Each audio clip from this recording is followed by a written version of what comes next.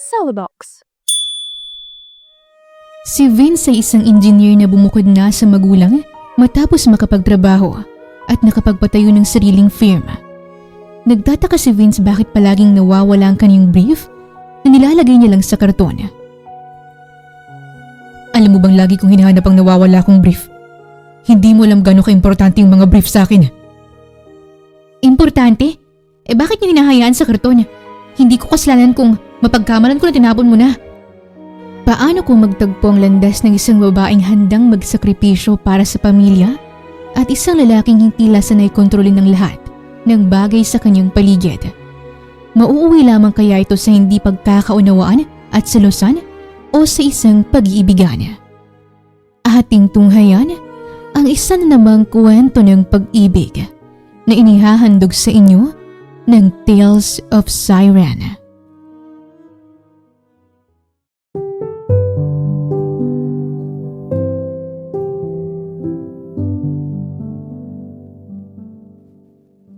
Ito na yung susi ng bahay. Isa para sa gate, isa sa main door, at yung huli sa likod. Wika ni Beth. Si Beth ay may-ari ng bahay na binili ni Vince. Ngayon ay binigay na niya ang susi kay Vince dahil siya nang magiging bagong may-ari nito. Tinanggap ni Vince ang bungkus ng susi at bahagyang tumango. Si Vince, 26 na taong gulang. Moreno, matangkad, may natural na postura at napaka-workaholic. Simula nang makapagpatayo si Vince ng sariling firm bilang engineer, lumaki ang pangangailangan niya ng espasyong pribado. Mas pinili niyang nabili niyang bahay sa isang village dahil malapit lang rin ito sa kanyang firm. Tahimik pala dito. Saad niya. Oo, kaya ko rin nagustuhan to noon. Sa abroad na po ba kayo maninirahan? Yes, pang long term na yon. Hindi pa sigurado kung makakabalik pa ba ng Pilipinas. Napangiti si Beth ng bahagya. Mas okay nang may benta itong bahay kaysa pabayaan. Tumingin si Vince sa paligid. Malinis ang kalsada. Hindi dikit-dikit ang mga bahay at walang ingay ng trapiko. Malapit din sa opisina ko. Isa pa yan sa selling point. Marami ring professional dito sa village gaya ng engineer, doktor at abogado.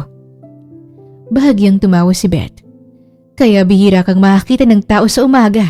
Laging abalang mga tao dito. Ayos yun. Pumasok sila sa loob ng bahay. Hindi ito kalakihan, pero maaliwalas. Hindi rin masyadong dekorado. Mas gusto ko yung ganito. Tumango si Beth na parang nakaintindi. Workaholic ka siguro, no?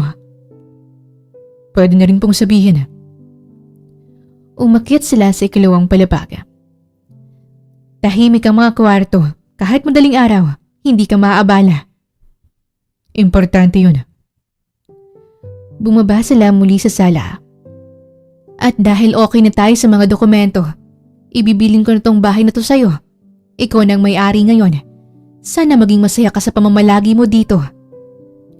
Ngiting sad ni Beth. Sandaling natahimik ang may-ari bago muling nagsalita. Gusto mo ba ng katulong? May mga maire-rekomenda ako. Dati na nagtrabaho dito.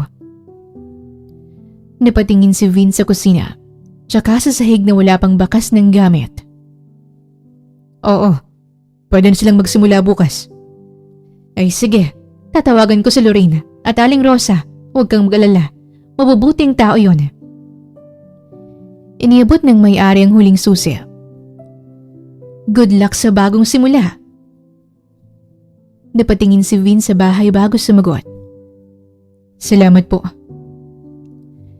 Kinabukasan, maaliwalas ang umaga sa village. Tahimik ang kalsada. Ang mga punong nakatanim sa gilid ay nagbibigay lilim sa driveway. Biglang may nag-doorbell. Bumaba naman si Vince upang pagbuksan. Bumungad sa kanyang dalawang babae. May kayumangging balat, mahaba't bagsak na buhok. Simple ang pananamit, blouse at maong shorts. Magandang umaga po, sir. Ako po si Lorraine at ang kasama ko po ay si Aling Rosa. Kami po ang magiging katulong nyo. Kami po yung inirekomenda ng dating may-ari dito. Nakangiting sad ni Lorraine. Magandang umaga po, sir. Si Lorraine ay 24 na taon. Isang taga-probinsya. Napadpad siya ng lungsod upang humanap ng mapapasukang trabaho. Samantalang si Rosa, 55 taong gulang.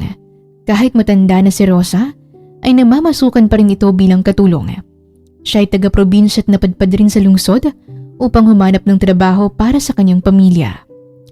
Namasukan naman si Lorraine at Rosa bilang tagalinis ng bahay ni Beth noon, kaya naman inirekomenda na rin ni Beth si Lorraine at Rosa na katulong ni Vince dahil nakita naman ni Beth na masipag at mapagkakatiwalaan ang dalawa. Magandang umaga, Lorraine at Aling Rosa. Tumayo si Vince at binuksan ang pinto ng kwarto sa kanang bahagi ng hallway. Ito ang magiging kwarto niyo, sabi ni Vince. Tinuro ang dalawang hindi kalakihan ngunit maayos na kwarto sa baba. Pwede niyong lagyan ng gamit niyo dito. May cabinet na at maliit na bintana para sa liwanag ng umaga. Opo sir, salamat po. Okay, bago kayo magsimula, gusto ko lang tayong magkasundo sa magiging trabaho niyo. Maglilinis kayo sa buong bahay, pero kung maagang matapos, pwede kayong magpahinga o mag-ayos ng sarili ninyong bagay. Gusto ko lang malinaw ang mga dapat gawin. Hindi ko gusto na magkaberya. Opo sir, naintindihan ko po. Sisikapin po namin na pagbutihan ng trabaho. Saad ni Lorraine na may malapad ng ngiti. Pagbubutihan po namin sir. Napangiti naman ng bahagya si Vince. Ayos, mas mabuti kung maayos ang bawat sulok. Simulan niyo sa sala, tapos kusina, at saka ang ibang parte ng bahay. Opo sir. Habang iniayos ni Lorraine at Aling Rosa ang walis at basahan, napansin ni Vince na seryoso ang mga babae sa paglilinis. Mabilis ngunit hindi mukhang nagmamadali. Hindi lang masipag, halatang sanay sa trabaho. Para sa isang taong bihirang makauwi ng maaga, yun ang uri ng katulong na hinahanap ni Vince.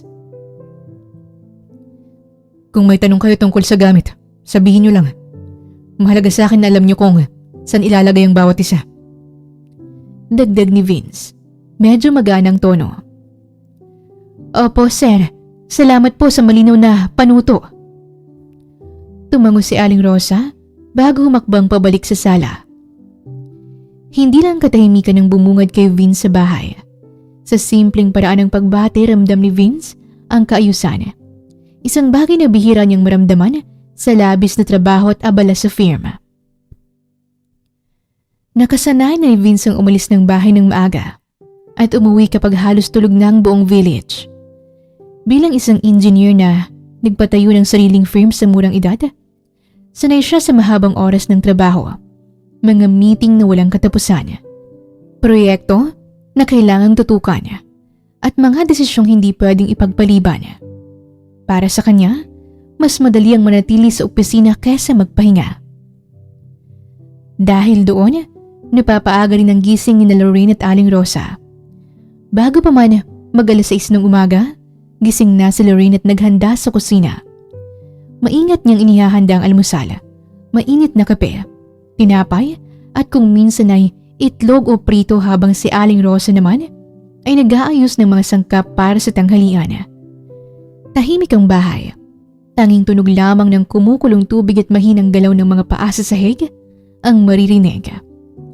Maya-maya, lumabas si Vince mula sa kanyang kwarto.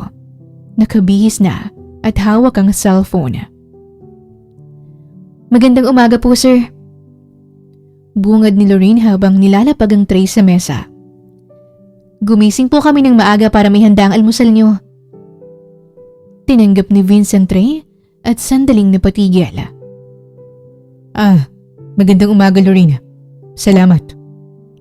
Sagot ni Vince. May kasamang bahagyang ngiti. Hindi pa rin sanay si Vince sa gantong sitwasyon. Noon, kapag umuwi siya sa kondo, sarili lang niyang inaasikaso, mabilis na kape, bihis at alis. Ngayon, may naghihintay sa kanya tuwing umaga. May init ng bahay na matagal na niyang hindi nararamdaman.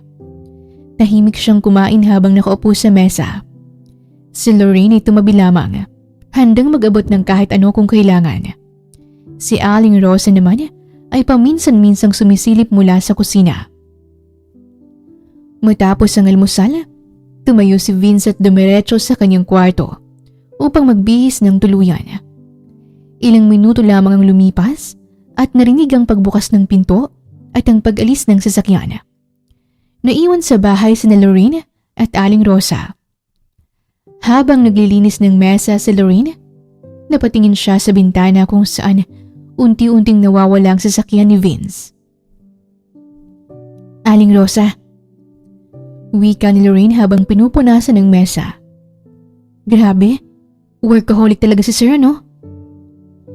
Napangiti si Aling Rosa habang abala sa paghuhugas ng pinggan. Nako, pareho lang naman kayo. Sagot ni Aling Rosa. Ikaw nga, bukod sa nagtatrabaho ka rito, nag-o-online selling ka pa. Akala mo naman maraming anak na pinapakain. Napatawa si Lorraine at bahagyang napailing. Nako, ganyan talaga Aling Rosa. Marami po akong kapatid, kaya doble kahit ako para mapaaral sila. Ayoko pong matulad sila sa akin. Huminto si Aling Rosa at tumingin kay Lorraine. Bakas ang paghanga sa mukha nito. Ang bait mo talaga, Lorraine. Sabi ni Aling Rosa. Swerteng-swerteng mga magulang mo sa'yo. Bahagyang umiti si Lorraine habang binabalik ang mga plato sa lababo. Kayo rin po. Sagot niya. Ang sipag niyo kahit may edad na kayo. Nagtatrabaho pa rin kayo. Napabuntong hininga si Aling Rosa at muling nagpatuloy sa paghuhugas. Hayaan mo, malapit nang makatapos ang mga anak ko. Siguro sa mga susunod na taon, titigil na rin ako sa pamamasukan bilang katulong. Tahimik na nagpatuloy ang dalawa sa kani-kanilang gawain. Walang kaalam-alam sa mga bumabagabag sa isip ng kanilang amo. Sa mga sumunod na araw, bumalik ang parehong nakasanayan. Maagang umalis si Vince. Maagang gising si Lorraine at Aling Rosa. Tahimik ang bahay sa umaga at muling nabubuhay sa hapon bago muling manahimik pagsapit ng gabi. Sa kabila ng pagiging abala ni Vince, may isang bagay na unti-unting gumugulo sa kanya. Ilang linggo na niyang inilalagay sa karton ang kanyang mga mamahaling brief. Mga bagong bili, branded at maayos na nakatupi. Sinadya niyang huwag ilagay sa wardrobe upang hindi na siya mag-aksaya ng oras sa kakabukas at kakasara nito tuwing nagmamadali siyang pumasok sa trabaho.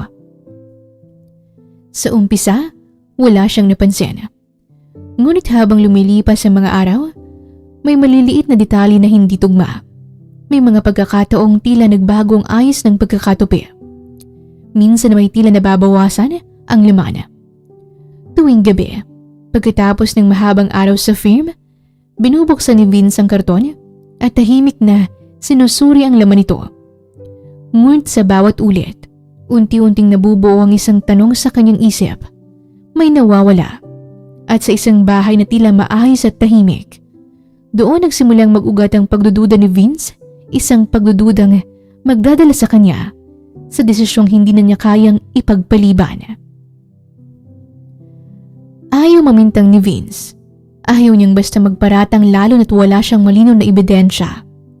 Kaya imbis na magtanong o magsalita, pinili niyang magmasid. Gabi-gabi, matapos umuwi mula sa firm, binubuksan niyang laptop at nire-review ang CCTV footage sa sala at kusina. Sino ba talaga? Bulong ni Vince sa sarili habang pinapabilis ang video. Isang oras ang lumipas. Kita si Aling Rosa sa kusina at nagluluto, nagliligpit, minsang nauupo sandali. Kita rin si Lorraine na naglilinis ng sala, nagwawalis, nag-aayos ng mesa. Wala namang kahina-hinalang kilos. Wala talaga. Isinara ni Vince ang laptop at napasandal sa upuan. Kinabukasan, gaya ng nakasanayan, maaga siyang umalis ng bahay. "Sir, baon niyo po," sabi ni Lorraine sabay abot ng lalagyan ng pagkain. "Salamat," sagot ni Vince at pilit na kalmado. Pag-alis ni Vince, nagkatinginan sina Lorraine at Aling Rosa. "Aga na naman ang alis ni Sir," wika nito. "Opo, parang araw-araw na lang," sagot ni Lorraine habang nag-aayos ng mesa. Sa firm, hindi rin mapakali si Vince. Paulit-ulit bumabalik sa kanyang isip ang karton sa gilid ng cabinet. "Hindi naman ako nagkakamali ng bilang. Alam ko may nawawala." Kinagabihan, pag-uwi ni Vince, dumiretso siya sa kwarto. Binuksan niya ang karton at mabilis na sinipat ang laman. "Nawawala na naman ang kalahati ng brief ko." Mahinang sambit ni Vince. Napailing si Vince at saka napaupo sa gilid ng kama. "Sinasadya na talaga to." Galit na sad ni Vince. Tahimik ang bahay. Mula sa labas ng kwarto, maririnig ang boses ni na Aling Rosa at Lorraine na nag-uusap tungkol sa punan. "Imposible naman kung si Aling Rosa o si Lorraine ang gagawa. Ano namang gagawin nila sa brief ko?" Tumingin si Vince sa paligid ng silid sa pinto, sa karton, sa madilim na sulok ng kwarto. "Kailangan ko nang malaman." Sa sandaling iyon, tuloy nang nagpasya si Vince. Hindi na sapat ang panonood ng CCTV. Hindi na sapat ang paghihintay. Isang araw, sinadya ni Vince na hindi pumasok sa opisina at nanatili siya sa loob ng kanyang silid. Pinatay niya ang ilaw at naupo sa madilim na bahagi ng kwarto. Sa may gilid ng aparador, kung saan hindi siya agad makikita kapag may pumasok. Tahimik ang buong bahay. Mula sa labas ay maririnig ang mahihinang tunog ng umagang unti-unting nabubuhay at mga ibong humuhuni. Hangin na dumaraan sa pagitan ng mga puno sa loob ng village. Ngunit sa loob ng kwarto ni Vince, tila huminto ang oras. Nakatutok ang paningin niya sa pinto. Ilang sandali ang lumipas bago niya narinig ang mahinang yabag ng paa sa pasilyo. Sumunod ang tunog ng pamunas na hinihila sa sahig. Maya-maya ay may kumatok. "Sir, paglilinis na po ako." "Ay, oo nga pala. Nasa trabaho pala si Sir." Wika ni Lorraine. Hindi sumagot si Vince. Pinili niyang manatiling tahimik. Halos hindi humihinga. Dahan-dahang bumukas ang pinto. Pumasok ang liwanag mula sa labas ng silid. At kasabay nito, ang figura ni Lorraine. Kahit nakatalikod, agad siyang nakilala ni Vince. Ang mahaba at bagsak nitong buhok ay bahagyang umuugas sa bawat hakbang. At ang kilos nito ay pamilyar. Maingat, sanay, walang taba. Napatigil sandali si Lorraine sa may pintuan at tumingin sa paligid. "San kaya ako magsisimulang maglinis?" Mula sa kinauupuan ni Vince, malinaw niyang nakikita ang bawat galaw ng dalaga. Nakasuot ito ng simpleng t-shirt at kupasing pantalon, ang buhok ay nakalugay. Walang kahit anong palamuti. Wala sa anyo nito ang pagiging palihim. Wala ring senyalis ng nerbiyos.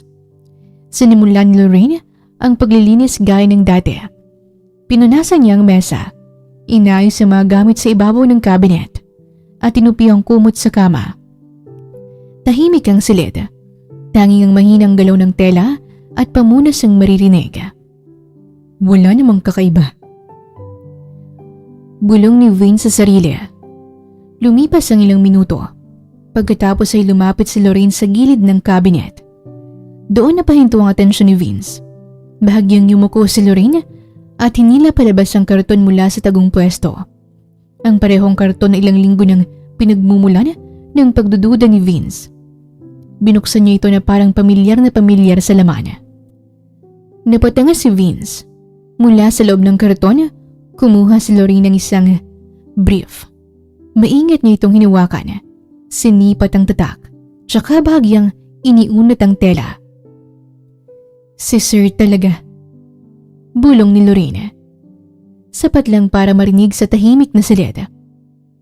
Porke mayaman, kung saan-saan na lang nilalagay ang mga brief niyang hindi ginagamit. Nanlaki ang mga mata ni Vince. Di bali na. Kung tinamad siya, edi ako nang bahala.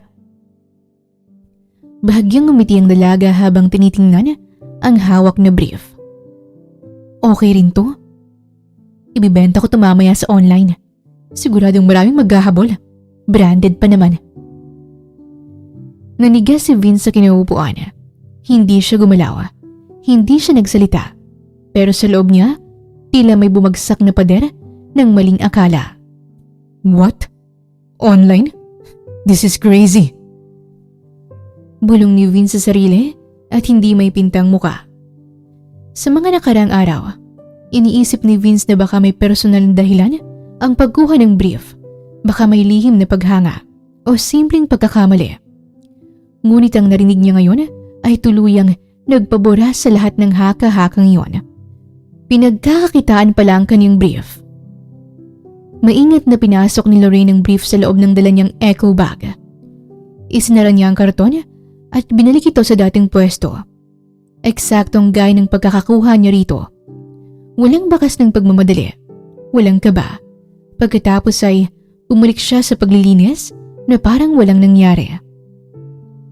Kaya pala. Mahinang sambit ni Vince. Kaya hindi nahuli sa CCTV. Makalipas ang ilang sandali, tinapos ni Lorraine ang gawain sa kwarto. Muli siyang tumingin sa paligid. Siniguro na maayos ang lahat, tsaka tahimik na lumabas. Marahang sinarang pinto. Naiwan si Vince sa loob ng silid. Dahan-dahan siyang tumayo mula sa kinaupuan at lumapit sa karton. Binuksan niya ito at sinipat ang laman. Isang piraso na ang kulang, eksaktong bilang ng mga nawawala sa mga nakaraang linggo. Napabuntong hininga siya. Hindi ko akalaing gantong dahilan. Lumabas siya ng kwarto at tumigil sa may pasilyo. Mula sa kusina, narinig niya ang boses ni Lorraine at Aling Rosa na nag-uusap tungkol sa lulutuin sa tanghalian. Normal ang lahat. Walang bakas ng ginawang lihim. Ano bang lulutuin ulam mamaya? Adobo po siguro, Aling Rosa? Tahimik na nakinig si Vince bago muling umatras, pabalik sa kwarto. Sa sandaling yon, malinaw na sa kanyang lahat ang nawawalang brief, ang pagiging maingat ni Lorraine, ang kawalan ng bakas sa CCTV. Makaraan ang ilang oras. Napaawang na lamang ang labi ni Vince at hindi makapaniwala. Nakatayo siya sa ikatlong baitang ng hagdan, habang tanaw niya ang sala na ngayon ay mistulang munting studio. Naka-on ang ring light, nakapatong ang cellphone sa tripod, at sa gitna ng frame, si Lorraine. Hello po sa mga kakapasok lang! Good evening po sa inyong lahat! Masiglang bati ni Lorraine, kumakaway sa camera. Pasensya na po kung medyo late ang live natin. Galing pa po ako sa paglilinis sa gawaing bahay eh. Napasinghap si Vince at napahawak sa rail ng hagdana. Live talaga? Bulong ni Vince sa sarili. Sa mesa sa harap ni Lorraine, maayos nakalatag ang ilang piraso ng brief, naka-plastic ang iba. Ang ilan ay hawak-hawak na niya. Hindi siya nagmamadali. Halatang sanay. Halatang kabisado sa ginagawa. Okay po, ito na yung hinihintay nyo. Sabi ni Lorraine habang kinukuha ang isang piraso. Branded po to ah, hindi po ito yung mumurahin sa palengke. May tumunog na notification mula sa cellphone. Ay, may comments na agad. Masayang sambit ni Lorraine, tsaka nilapit ang mukha sa screen. Original po ba talaga? Basa niya sa komento ng isang viewers na si Ate Mars. Ngumiti si Lorraine at tumango. Opo ate, original po ito, kita niyo naman sa tela at tahin no? Naku Ate Mars, maganda to pang regalo sa mister niyo. Sa hagdan, napasandal si Vince sa padera. Talagang original nga yung mga brief ko. Bulong ni Vince sa sarili. Makapal ba yan? Basa ni Lorraine ulit. Bahagyang natawa si Lorraine. Opo, makapal po. Tingnan niyo po ang tela. Hindi po mainit isuot. Kinuha ni Lorraine ang brief at maingat na inunat ang magkabilang gilid. Oh, tingnan niyo po. Saad ni Lorraine habang hinahatak ang tela. Stretchable po siya. Hindi po madaling lumuwag o masira kahit madalas labhan. Napatigil si Vince sa paghinga. Grabe. Bulong niya sabay na pasapo sa noo. Ayan ah! Dagdag pa ni Lorraine. Bahagyang iniunat muli ang tela. Hindi po basta-basta napupunit kahit hatakin niyo ng ganito. Tumunog muli ang notification ng comment section. Ay, ang dami na naman. Bagay po ba pa sa pang-araw-araw? Basa pa ni Lorraine. Tumango si Lorraine. Opo, pang-araw-araw po talaga to. Komportable. Napapikit si Vince at napailing. Umatras siya ng isang hakbang. Pilit na inilalayo ang sarili sa tanawin. Ngunit muli siyang napasilip. Hanggang ilang inches po ang kaya. Basa niya ulit sa komento. Sandaling napatigil si Lorraine. Umubos siya ng bahagyang napatawa. Ay, basta po standard size po siya. Sagot ni Lorraine. Flexible po ang tela, kaya swak po sa karamihan. Sa hagdan, napasinghap si Vince. What the heck? Tinignan ni Lorraine ang screen at bahagyang tumawa. Huwag na po tayong masyadong advanced na tanong ha. Ang importante po quality. May nagpadala ng heart reactions. Salamat po sa hearts. Sabi niya. Sa mga gustong umorder, pamain lang po. Limited stocks lang po ito. Muling inangat ni Lorraine ang brief at iniunat. Mas malinaw ngayon sa camera, diretsong produkto, diretsong demo. Tama na. Bulong ni Vince sa sarili, sabay pikit. Huwag ka nang tumingin. Saad ni Vince. Ngunit imbis na bumalik sa kwarto, bumaba siya sa kusina. Binuksan ang ilaw, kumuha ng baso at sinubukang magbuhos ng tubig.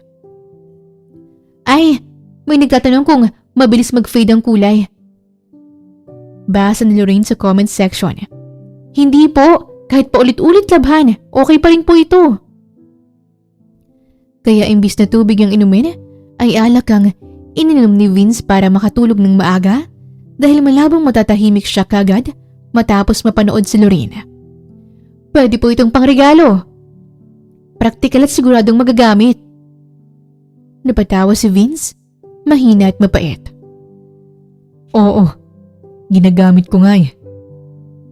Sa huli, kinuha ni Vince ang bote ng alak mula sa cabinet. Tahimik at walang seremonya na ibinuhas niya sa baso. Sa sala, tila papatapos na ang live. Last call na po ah, sabi ni Lorraine. Maraming salamat po sa lahat ng sumuporta. May isa pang comment. Sabi ni Ate Len, ang galing mong magbenta. Bahagyang yumuko si Lorraine. Salamat po, sipag lang po talaga. Nilagok ni Vince ang alak. Sipag nga. Ulit ni Vince. Hindi ko nga naisip yun. Sarkastikong saad niya. Maraming salamat po sa lahat ng nag-mine. Masayang saad ni Lorraine. Maya-maya, narinig ni Vince ang pagpatay ng ring light. Tahimik na ang sala. Inayos ni Lorraine ang mga gamit. Tinupi ang mga natitirang brief at nilagay sa bag. Hindi ngayon. Hindi pa ngayon. Umakyat si Vince pabalik sa kwarto bago pa man siya mapansin. Sinara ang pinto at humiga sa kama. Nakatitig sa kisame. Sa gabing yun, hindi siya agad nakatulog. Paulit-ulit sa isip niya ang mga ngiti, ang mga sagot, ang paraan ng paghila ni Lorraine sa tela ng kanyang brief, ni hindi alam kung matutuwa siya o magagalit. Kakatapos lamang ni Lorraine patay ng ring light nang marinig niya ang mahinang yabag ng tsinelas mula sa kusina. Lumitaw si Aling Rosa. May hawak na baso ng tubig at tuwalya sa balikat. Kumusta yung live selling mo? May halong ngiti at pag-uusisa. Napatingin si Lorraine kay Aling Rosa at bahagyang napabuntong hininga bago naupo sa sofa. Ayos naman po, Aling Rosa. Sagot ni Lorena. Medyo marami pong nanood ngayon. Talaga? Sabay upo sa katabing Silya.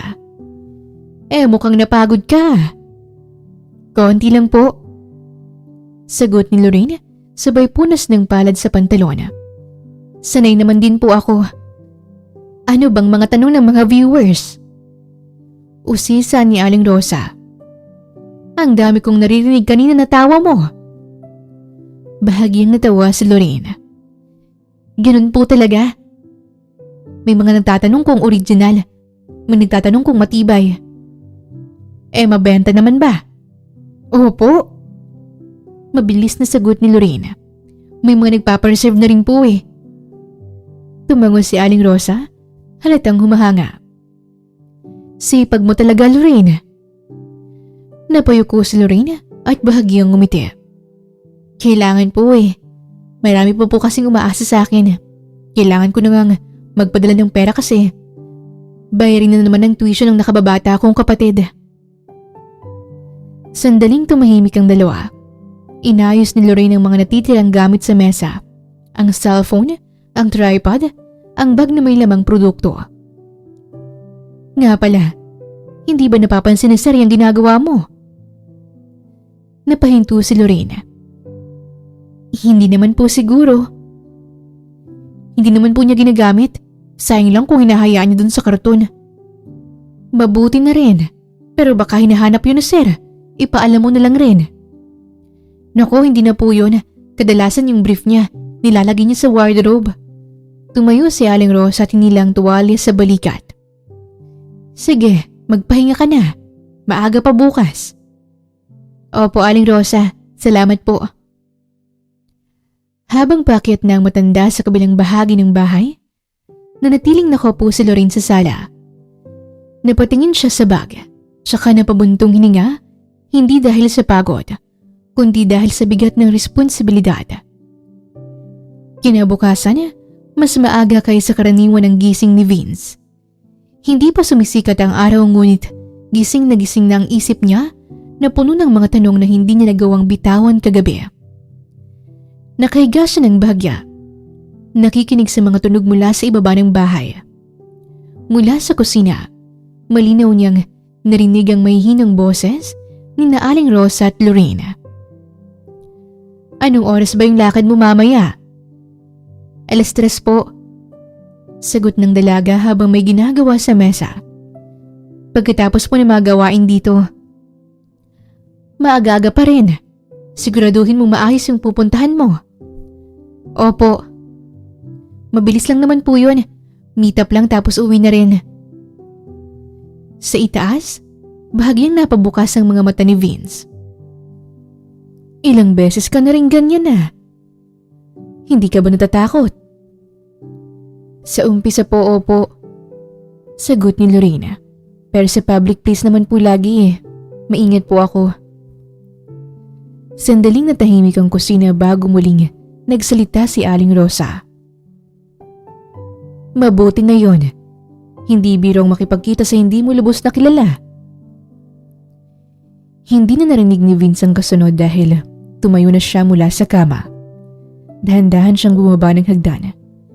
Sinasadyang bigat ng bawat hakbang upang ipaalam ang kanyang presensya. Pagdating niya sa kusina, nagulat si Lorena. Bahagyang napalingon ito at napahinto sa ginagawa. Ay, sir! Sambit ni Lorena, halatang hindi inaasahan ang maagang pagdating nito. Nakahanda na pong almusal niyo. Napatingin si Vince sa mesa. May kape, tinapay, at itlog at iba pang pagkain. Magandang umaga. Magandang umaga rin po. Bahagyang yumuko. Hindi ko po alam na mas maaga kayong bababa ngayon. May kailangan lang tapusin. Sabi ni Vince na neutral ang tono. Tahimik na naupo si Vince. Si Lorraine naman ay bumalik sa pagliligpit. Ngunit halatang kaunting kaba sa kilos nito, mas mabilis ang galaw, mas iwas ang tingin. 3:00. Ulit ni Vince sa isip. Kita-kita tayo mamaya. Matapos ang almusal, umalis si Vince na parang karaniwang araw. Suot ang pangtrabaho, dala ang bag. Walang anumang senyalis ng kakaibang balak. Pagdating niya sa firm, sinalubong siya ni Marga, ang kanyang assistant. Bitbit ang tablet at listahan ng mga nakaschedule na gagawin ni Vince. Good morning po, Sir Vince. Bati ni Marga habang naglalakad sa tabi ni Vince. May site coordination po kayo mamayang 10 a.m. Structural review bandang 1 p.m. At may conference call po kayo kasamang supplier sa 3 p.m. Tumango si Vince, abala sa pag-ayos ng manggas. Ihanda mong updated drawings. Lalo na yung load computation ng Project Delta.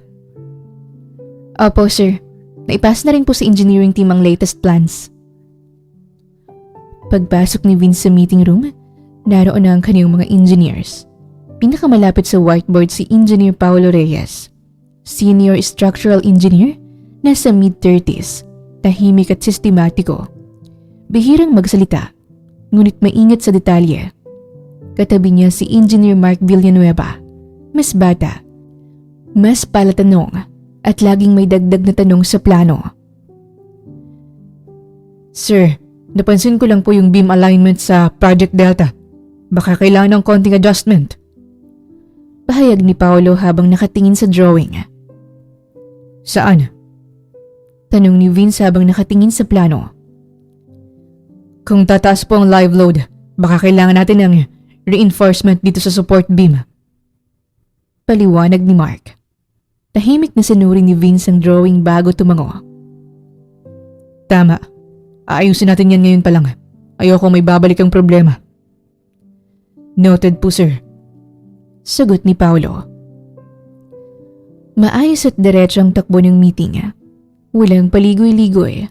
Propesyonal. Ngunit sa gitna ng talakayan, paulit-ulit na bumabalik sa isip ni Vince ang oras na meet-up ni Lorraine sa kanyang mga miners. Sa bandang 1:00 ng tanghali, napahawak si Vince sa tasa ng kape. Pilit na sinisikap tapusin ang report. Ngunit kahit gaano niya pinagtuunan ng pansin, may bahagi ng isip ni Vince na lumilipad sa iniisip tungkol sa kay Lorraine at sa nakaraang gabi. Tumunog ang intercom. Sir, 15 minutes na lang po bago ang conference call niyo sa suppliers. Remember by 3 p.m. po. Paalala ni Marga. Hindi pa pwede ngayon. Bulong ni Vince sa sarili. Please cancel the meeting. Walang pag-alinlangang saad ni Vince. Sir, medyo urgent po kasi. Kailangan po ng confirmation nila. Wika ni Marga. May halong pag-alinlangan. Don't worry. I-reschedule mo na lang para bukas. Putol ni Vince. May personal akong asikasuhin. Sandaling katahimikan bago muling sumagot si Marga. Opo sir, aayusin ko po at ipapaalam sa kanila. Wika ni Marga. Tumayo si Vince at kinuha ang bag at susi ng sasakyan. Sir, may kailangan pa po ba kayo bago kayo umalis? Wala na. Balikan na lang natin bukas. Maikling sagot ni Vince. Habang dumadaan sa hallway, napansin ni Vince ang mga engineers na abala pa rin sa kani-kanilang plano. Tumango si Engineer Paulo bilang pagpapaalam. Ingat po, Sir Vince. Salamat. Pagdating sa parking lot, sumakay si Vince sa kanyang sasakyan. Patungo malapit sa kanyang bahay. Sakto, nakita niya si Lorraine na bagong kalalabas ng gate ng village. Naglalakad habang naghahanap ng masasakyan. Nakasuot siya ng simpleng polo at maong. Ang buhok ay nakatali sa isang mababang ponytail. Nakita ni Vince si Lorraine pumara ng tricycle, kaya mabilis siyang sumunod. Pinanatili ang ilang metro sa likod para hindi siya mapansin.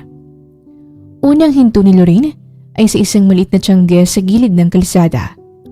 Puno ng mga kulay na payong at mga stand ng sari-saring pagkain at inumin. Halos lahat ng stall ay abala sa paghahanda ng paninda. May amoy ng pritong lumpia at inihaw na manok sa paligid. Agad namang nakita ni Lorraine ang kanyang customer. Isang lalaking kilala na niya. "Hello, Alvin!" Tawag ni Lorraine habang lumalapit.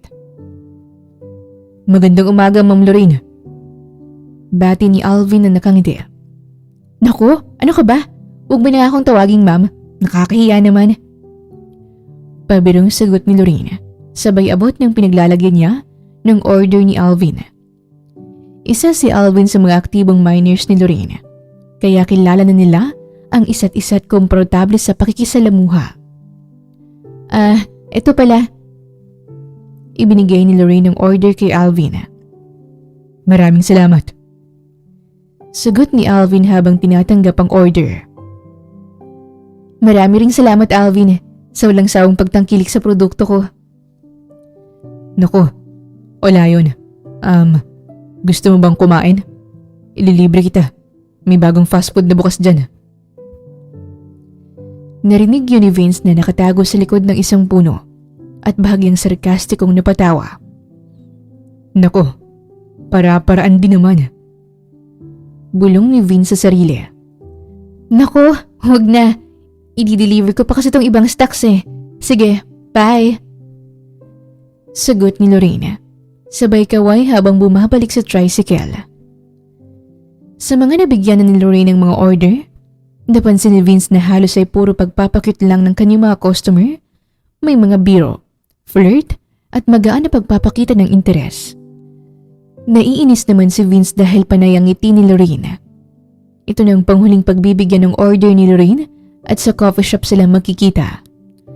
Nakita niya agad si Joseph, isang matangkad at medyo well-built na lalaki. May maayos na short crop na buhok at may nakakatunaw na ngiti. "Magandang araw po. Ito po yung order nyo. Joseph, hindi ba?" "Yes, Miss Beautiful." Sagot ni Joseph at may konting wink. "Ay nako, Sir Joseph, bolero po pala kayo." Nakatawang saad ni Lorraine. "Hindi naman. Miss Lorraine, alam mo bang kapag nakakausap kita, para bang natutunaw ang puso ko?" Banat pa ni Joseph. Tumawa naman si Lorraine. Pilit tinatago ang ngiti sa harap ng ibang tao. Narinig naman yun ni Vince na nakaupo lang malapit sa kanilang table. Kunwari isang common customer lang na kumakain sa cafe. "Ang corny naman. Anong nakakatawa doon, Lorraine?" Bulong ni Vince sa sarili. Napansin ni Vince ang magana paraan ng pakikitungo ni Lorraine sa mga customer kahit halatang pagpapakyut at banat. Hindi na matiis ni Vince. Lumapit siya sa table kung saan nakaupo si Lorraine at Joseph. Nagtataka naman si Joseph at anong pakay ni Vince habang tinignan siya ni Vince ng matalim na may pagbabanta. Hindi nang tagal. Dahan-dahang lumapit si Vince kay Lorraine. Inakbayan niya naman ang babae. "Nako, pasensya na po sir. Wala po kong intensyon sa girlfriend niyo." Mabilis na sambit ni Joseph at tila nanginginig ang boses. "At alis na po ako ngayon. Hindi ko po gustong makabala. Una na ako, Lorraine. Salamat sa paghatid sa order ko." Wika ni Joseph halatang natatakot. "Sir, bakit mo naman tinakot yung customer ko?" Nagtatampong saad ni Lorraine. "Nagpapakit lang naman yun sa'yo." Sagot ni Vince. Malamig ngunit may halong pilyo. Nakatingin siya kay Lorraine sabay titik. Ano naman kung nagpapakit siya? Hindi ka dapat nakikialam sa ganito, sir." Wika ni Lorraine. Nakita ni Vince ang bahagyang pagtaas ng kilay ni Lorraine. "Wow, so gusto mo rin naman pala." Sagot ni Vince na may bahagyang ngiti na naglalaro sa kanyang mga labi, pero hindi pa rin napapawi ang tensyon sa paligid. "Alam mo yun, sir, parte yun ang diskarte ko para kumakuha ko ang tiwala ng customer. Yun lang bang dahilan ba't nangingialam kayo sa ganito?" Nagulat si Vince sa tanong. May konting katuwaan sa boses ni Lorraine. Ngunit halatang bahagyang galit at pagtatanggol sa sarili. "Brief ko yung binibenta mo, Lorraine. Remember? Do you think hindi ko alam?" Ang boses ni Vince ay malinaw at may hawig nagpagpipigil sa sariling emosyon. ngunit hindi may kakailan na may halo ring pagkadismaya. Paumanhin po sir, pero hindi mo naman kailangan yun eh. Tinabi mo na nga sa karton, hindi ba? At isa pa, pwede mo naman akong kausapin ng matino. Hindi yung basta-basta kanilang sumusulpot at nananakot ng mga customer ko. Hindi lang ito basta customer, Lorraine. Hindi mo lang alam. Pero parte rin yun ang kung paano ko pinapahalaga ng mga bagay ko. Lalo na yung mga bagay na mahalaga sa akin. Bulong ni Vince sa sarili habang pinagmamasdan ang kilos ni Lorraine. Sir, alam mo, hindi naman ako nagbibenta ng kahit ano para saktan ka. Ginagawa ko lang para sa negosyo ko, para sa pamilya ko, para sa sarili ko. Hindi mo kailangang panghimasukan lahat. Alam ko, pero kahit nakalagay na sa karton, hindi ibig sabihin ay pwede mo nang ibenta sa iba. Ito ay para sa akin, Lorraine. Hindi lang basta brief. Tumigil sandali si Lorraine at tumingin kay Vince. Halatang nahihirapang iproseso ang emosyon. Sir, hindi mo kailangan na maging ganito. Pwede tayong mag-usap, hindi na kailangan ng drama sa harap ng ibang tao. Wika ng babae, sabay labas sa cafe. Hinabol naman siya ni Vince. Nasa daanan na sila. Naglalakad ng magkatabi at parehong hindi makontrol ang emosyon. Si Vince ay seryoso. Si Lorraine ay galit pero may halo ring pilyo sa kilos. Maraming tao sa paligid ang nakatingin. Ilan pa nga'y natatawa sa eksena ng walang kaalam-alamang dalawa. Drama? Hindi to drama. Gusto kong malaman mo, Lorraine, na may hangganan ng mga bagay na hindi mo pwedeng basta-basta kunin. Lalo ng isang bagay na hindi mo pag-aari. Napatingin ng babae kay Vince. Halatang napapailing. Para lang sa brief? Halatang sarcasm sa boses ni Lorraine. Pilit pinapakita na hindi siya natatakot kahit bahagya siyang natatawa sa sarili. Tumigil sandali si Vince at tumingin kay Lorraine. Why not? Alam mo ba, lagi kong hinahanap ang nawawala kong brief. Hindi mo alam gano'ng kaimportante yung mga brief sa akin. Importante? Bakit nyo hinahayaan sa karton? Hindi ko kasalanan kung mapagkamalan ko na tinapon mo na. Ang boses ni Lorraine ay may halong pilyo at galit. Halatang hindi papatalo sa usapan. Mukha ba yung patapon na? Wow! Grabe ka pang makapuri sa live selling mo. Ang ganda pa ng pagka-stretch mo sa brief ko. Kita mo naman yung quality ng brief ko. Branded yun. Habang sinasabi niya ito, inaksunan niya ng mga kamay niya. Parang nagtuturo kay Lorraine kung gaano kaganda ang quality ng brief. Sa kabilang banda, isang matandang lalaki ang nakatayo at nakatingin sa kanila habang tumatawa. Nako, mga kabataan talaga. Maliit na bagay pinag-aawayan. Napahinto sandali si Lorraine at Vince. Napatingin sa matanda doon at doon nila namalayan na pinagtatawanan na pala sila ng mga taong nakarinig sa bangayan nilang dalawa. Nang tuluyan nilang mapagtanto na sila na pala ang sentro ng atensyon, sabay silang natigilan. May ilang taong napapatingin, may mga nakangiti, at may mga tahasang humahagikik pa. Doon lang pumasok ang hiya. Hindi na nagsalita si Vince. Tahimik niyang hinila si Lorraine papalapit sa sasakyan na nakapark sa gilid ng kalsada. Nabigla si Lorraine ngunit sumunod. Dala ng halong inis at pagkailang, pagkapasok nila sa loob, agad na isinara ni Vince ang pinto. Sapat para maputol ang ingay sa labas, pero hindi ang tensyon sa pagitan nila. Grabe ka! Mariing sabi ni Vince habang humihinga ng malalim. Kita mo yun? Pinagtitingin na tayo. Sino bang nagsimula? Balik ni Lorraine. Nakapamewang. Bigla ka nalang sumusulpot. Nananakot tong customer. Tapos ako pang lalabas na masama? Kasi naman, Lorraine. Mariing sagot ni Vince. Bahagyang nakapaling sa manibela. Hindi mo naiintindihan kung bakit importante sa akin yung brief na yun. Importante? Napailing si Lorraine. Sir, nakasalid lang sa karton. Kung importante talaga yon, bakit hindi mo ilagay sa wardrobe? Bakit parang tinabi mo na lang na parang ayaw mo nang gamitin? Napabuntong hininga si Vince, tsaka napasandal sa upuan. Doon bahagyang lumambot ang tono niya, kahit bakas pa rin ng inis. Hindi ko sila tinabi dahil wala na silang halaga. Paliwanag ni Vince. Nilagay ko sa karton kasi ayokong magsayang ng oras. Sa dami ng ginagawa ko araw-araw, meetings, site visits, deadlines, ayokong magbukas pa ng wardrobe at magayos. Mas madali para sa akin na kunin na lang kung kailangan. Sir. Mariing tugon ni Lorraine. Paano ko malalaman yun kung hindi mo sinabi? Ang akala ko, mga lumang gamit na yan. Sa bahay kasi namin kapag nasa karton na, ibig sabihin pwede nang itapon. Tumahimik sandali ang sasakyan. Tanging tunog ng makina ang maririnig. Hindi lahat ng nasa karton, tinatapon.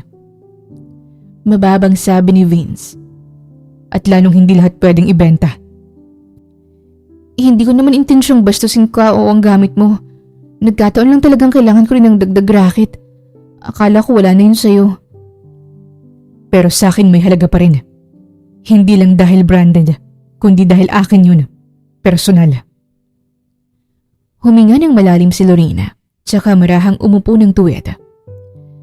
Kung ganun sir, dapat kinausap mo na lang ako. Hindi ganito sa harap ng mga tao.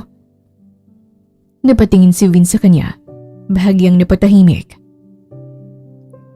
Oo, nadala ko. Muling bumalik ang katahimikan. Mas mabigat ngunit mas malinaw. Sa loob ng sasakyan ay pareho nilang alam na hindi lang brief ang pinag-aawayan nila. May hangganang nabura at may linya na kailangan ng ayusin. Napayuko si Lorraine at ramdam niya ang init ng hiya na unti-unting umaakyat sa kanyang pisngi. Sa unang pagkakataon mula nang makilala niya si Vince, wala siyang maisagot na banat o palusot. Pasensya na po sir. Mahinang sad ng dalaga. Nanginginig ang boses. Akala ko hindi niyo nagagamitin. Hindi ko po inakala na may halaga pa sa inyo yun. Tumingin si Lorraine kay Vince. Bakit ang takot sa mga mata? Huwag niyo po sana akong tanggalin. Dagdag ni Lorraine, halos pakiusap na. Kailangan ko po talaga ng trabaho para po sa pamilya ko, para sa mga kapatid ko. Sandaling natahimik si Vince. Nakita niya kung paanong pinipigilan ni Lorraine ang luha. Kung paanong tila lumiit ito sa harap niya, malayo sa Lorraine na palaban, madaldal at game sa sales talk. Lorraine, hindi kita tatanggalin. Dahan-dahang napatingin si Lorraine. Parang hindi sigurado kung tama ang narinig. Talaga po? Tumango si Vince. Nagkamali ka, oo. Pero hindi mo ginawa yun para saktan ako. Mali ang akala mo. Napahinga ng maluwag si Lorena, tsaka muling yumuko. Salamat po sir, hindi na po mauulit. Pangako yan. Tahimik lang tumango si Vince. Ngunit sa loob-loob niya, may kakaibang pakiramdam na gumalaw. Hindi na lang basta galit o pagkainis ang nararamdaman niya. Sa ginawa ni Lorraine, sa tapang nitong ipaglaban ng sarili, sa kahinahan nitong humingi ng tawad, may kung anong humila sa kanyang pansin. Habang nakatingin siya kay Lorraine, napagtanto ni Vince na hindi lang brief ang dahilan ng lahat ng ito. Sa kaguluhan, sigawan at hiya, may isang bagay siyang hindi inaasahang natuklasan. Nakuha na ni Lorraine ang atensyon ni Vince at hindi na yun basta-basta mawawala. Napabuntong hininga si Lorraine at napasandal sa sandalan ng Celia. Kita sa mukha niyang pagod, hindi sa katawan, kundi sa isip. Anong nangyari sa'yo? Ba't tulala ka? Tanong ni Aling Rosa habang inaayos sa mga pinggang hinugasan. Nakakahiya kasi yung ginawa ko, Aling Rosa. Sagot ni Lorena, bahagyang nakayuko. Isa-isang isinalaysay ni Lorena ang mga nangyari kahapon. Ang komprontasyon, ang sigawan sa daan, ang hiya, at ang paghingi niya ng tawad. Tahimik lang na nakikinig si Aling Rosa. Paminsan-minsay umiiling. Nako, sabi ko sa'yo eh.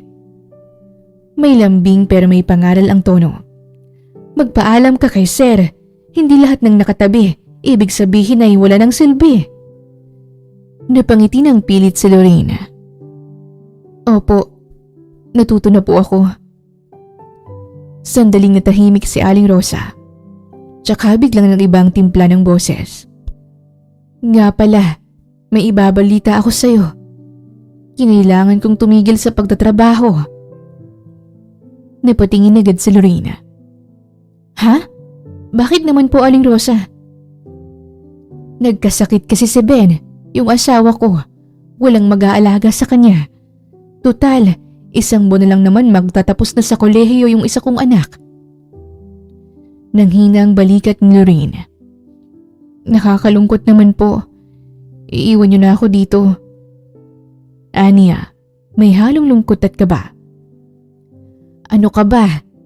Mabait naman si Sir. Hindi ka pababayaan nun. Nako, paano ko ba siya harapin? Bulong ni Lorraine. Nga pala, alam na po ba ni Sir? Oo, nag-usap na kami. Naintindihan niya naman. Bait nga ni Sir, binigyan pa ako ng pera. Pampagamot daw ng asawa ko. Napasinghap si Lorraine. Kailan po kayo aalis? Ngayon.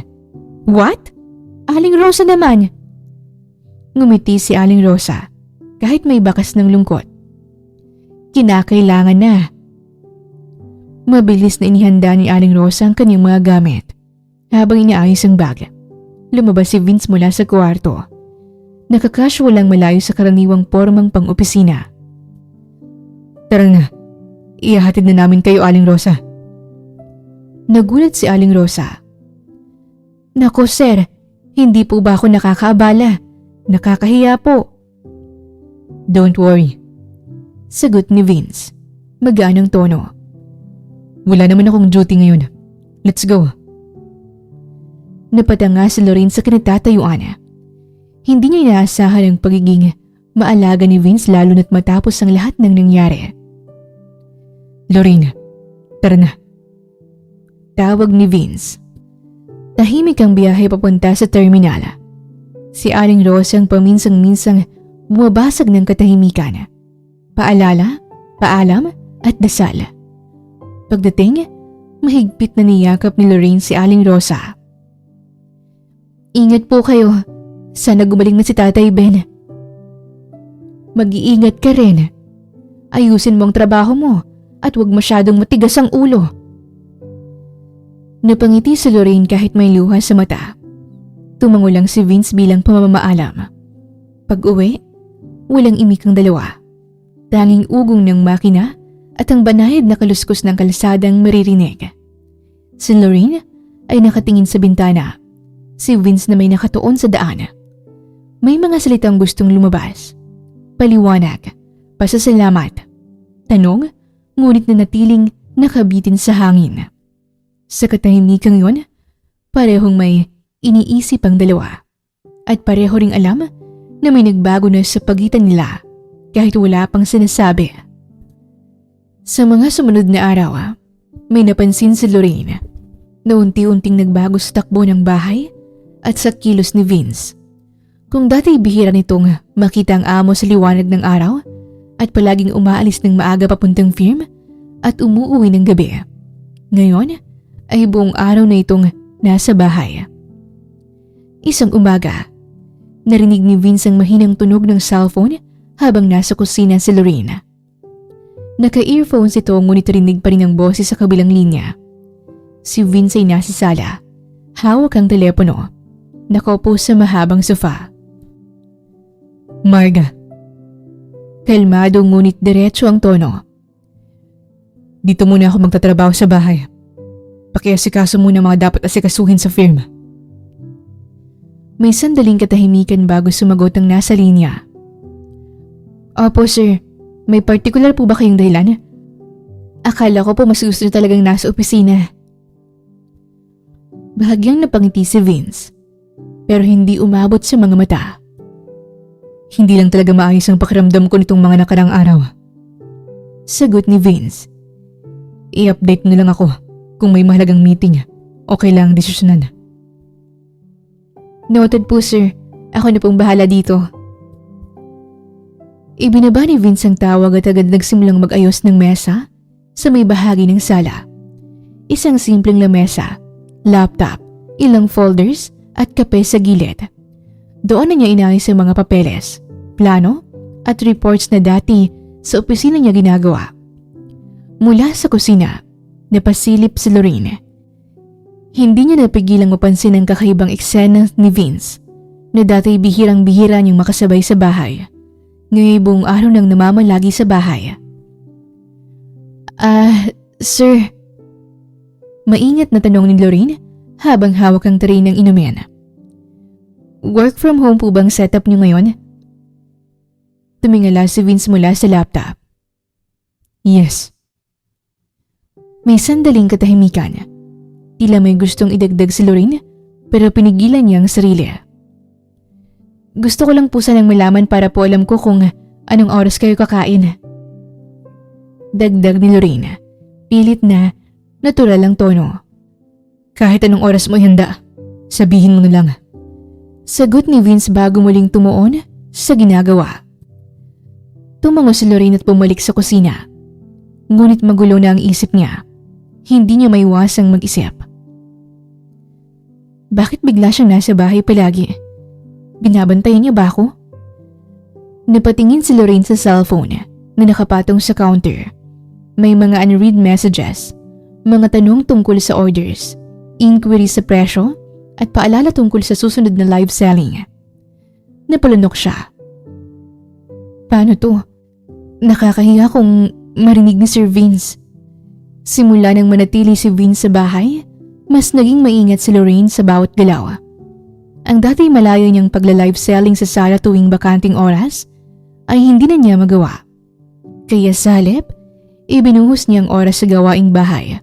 Mas masipag, mas tahimik. Mas naging abala rin siya sa paghahanda ng merienda at tanghalian. Isang hapon habang nag-aayos siya ng mesa sa kusina, inilabas niya ang mga biskwit, tinapay at malamig na inumin. Ayusin ko na lang muna to para handa na. Hindi niya namalayang napatingin si Vince sa kanya mula sa sala.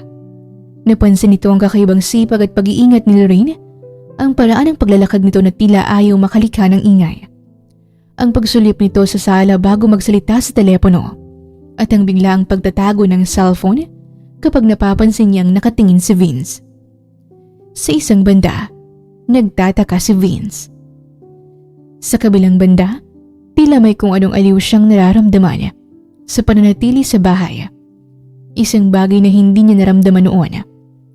Isang hapon, matapos ang gawain sa bahay, lumapit si Lorraine kay Vince na abala pa rin sa laptop. Sir, maaga po akong natapos sa trabaho. Magpapaalam lang po sana akong mamalengke. Tumingin si Vince kay Lorraine. Bahagyang nagtaas ng kilay. May bibilhin lang po. Dagdag ng dalaga. Okay. Umuwi ka kagad. Napangiti si Lorraine. Ay, si Sir naman, mamimiss ako kagad? Biro pa niya. Sige na. Tugon ni Vince. Pilit pinipigilang ngumiti. Ngunit ang totoo, may ibang pakay si Lorraine. Nais niyang bumawi hindi dahil sa takot, kundi dahil sa konsensya. Kaya sa halip na diretsong palengke, dumaan siya sa mall. Huminto siya sa harap ng isang tindahan ng underwear. Sandaling nag-alangan, tsaka pumasok. Miss, nasan po ang underwear section niyo dito? Isang sales lady ang lumapit. Maayos manumit, naka-ponytail ang buhok at may magiliw ng ngiti. Dito po, miss, sunod lang po kayo sa akin. Ginabayan si Lorraine tungo sa mga istante. Iba't ibang disenyo, kulay at presyo. Napatingin si Lorraine sa mga presyo at napakurap. Naku, ito lang talaga ang kaya ko. Huminga si Lorraine ng malalim at pumili ng isang simpleng brief. Plain ng disenyo, neutral ang kulay, hindi branded, ngunit mukhang komportable at maayos ang pagkakatahi. Bahala na, mabait naman yung kupal na yun. Wika ni Lorraine. Pag-uwi niya ay tahimik ang sala. Wala na roon si Vince. Baka nasa kwarto na.